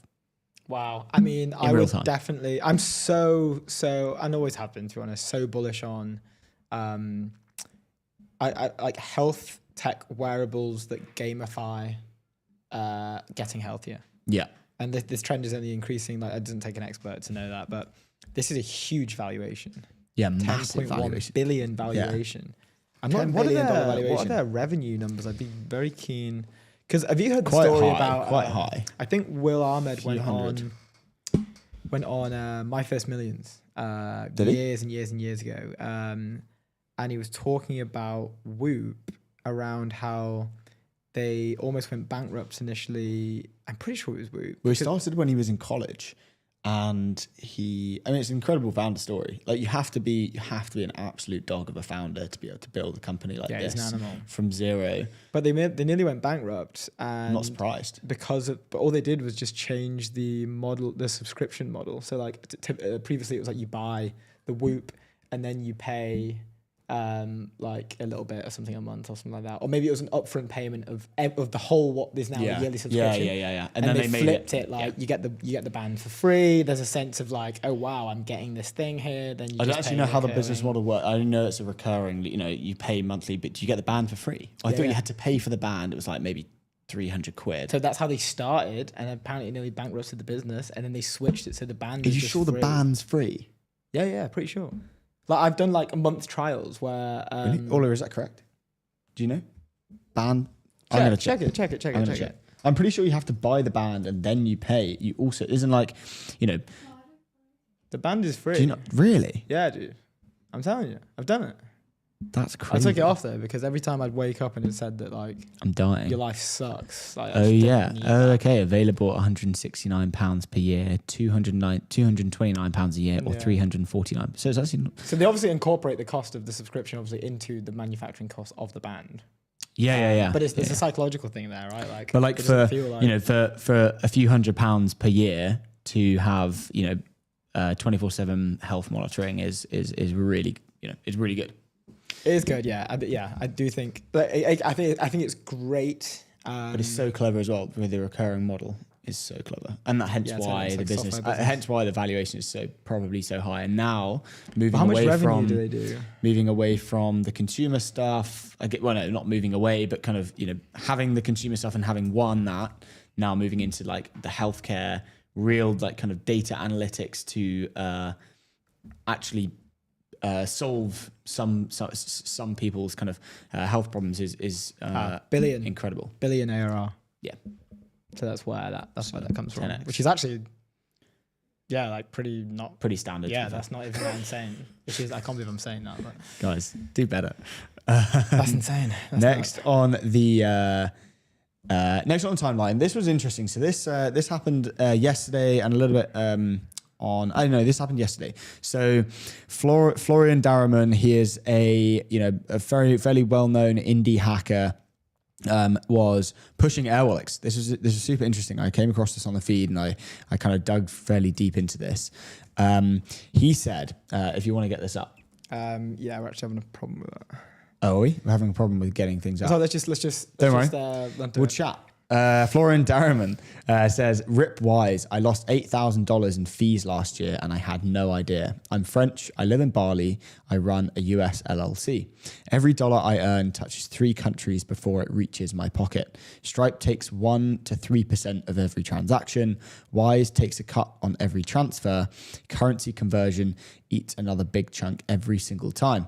I thought this was just the cost of doing business internationally. I never questioned it. Then I realized there were other options. Airwallex was on the top of my list, but now I will 100% switch. The money I'll save in fees will make me fly business the money I'll save in fees will make me fly business to Europe for free each year." Oh, nice. Congrats to Florian for flying business. Anyway, I have experienced this. When I used to work a job, I used to do some like kind of fractional stuff on the side, and I was being paid in USD. I didn't know Airwallex. I was using Wise, and I remember having to every month I would be transferring, and I stopped transferring out of my Wise, knowing that I'm going to have to pay another $20 in a fee to put it into my into my UK bank account. And I was just like, this is so annoying. Hence why when we had Airwallex come to us for sponsorship and we were doing the deal, I was like, this is so exciting because Airwallex are actually a sick company. So yeah, congrats to Airwallex for getting another customer, Florian Darriman, and getting the indie hackers behind you. Levels.io came out on the back and said, oh no, he was kind of getting it like Stripe. To be honest, he didn't really talk too much about it. But I think the Collison brothers reached out to him after that. We're like, hey, you should try like this particular thing that we've done. Yeah, this is how you should do it. Actually, It's quite cool of them. Anyway, yeah, super interesting and yeah, very very fun. Cool. Next on the show, want to mention this quickly is Rishi Sunak is on I met this guy, not Rishi. I met this guy at a paddle event about a week ago, and he runs the YouTube channel for an ex-cricketer called Kevin Peterson. Oh, no way. Yeah.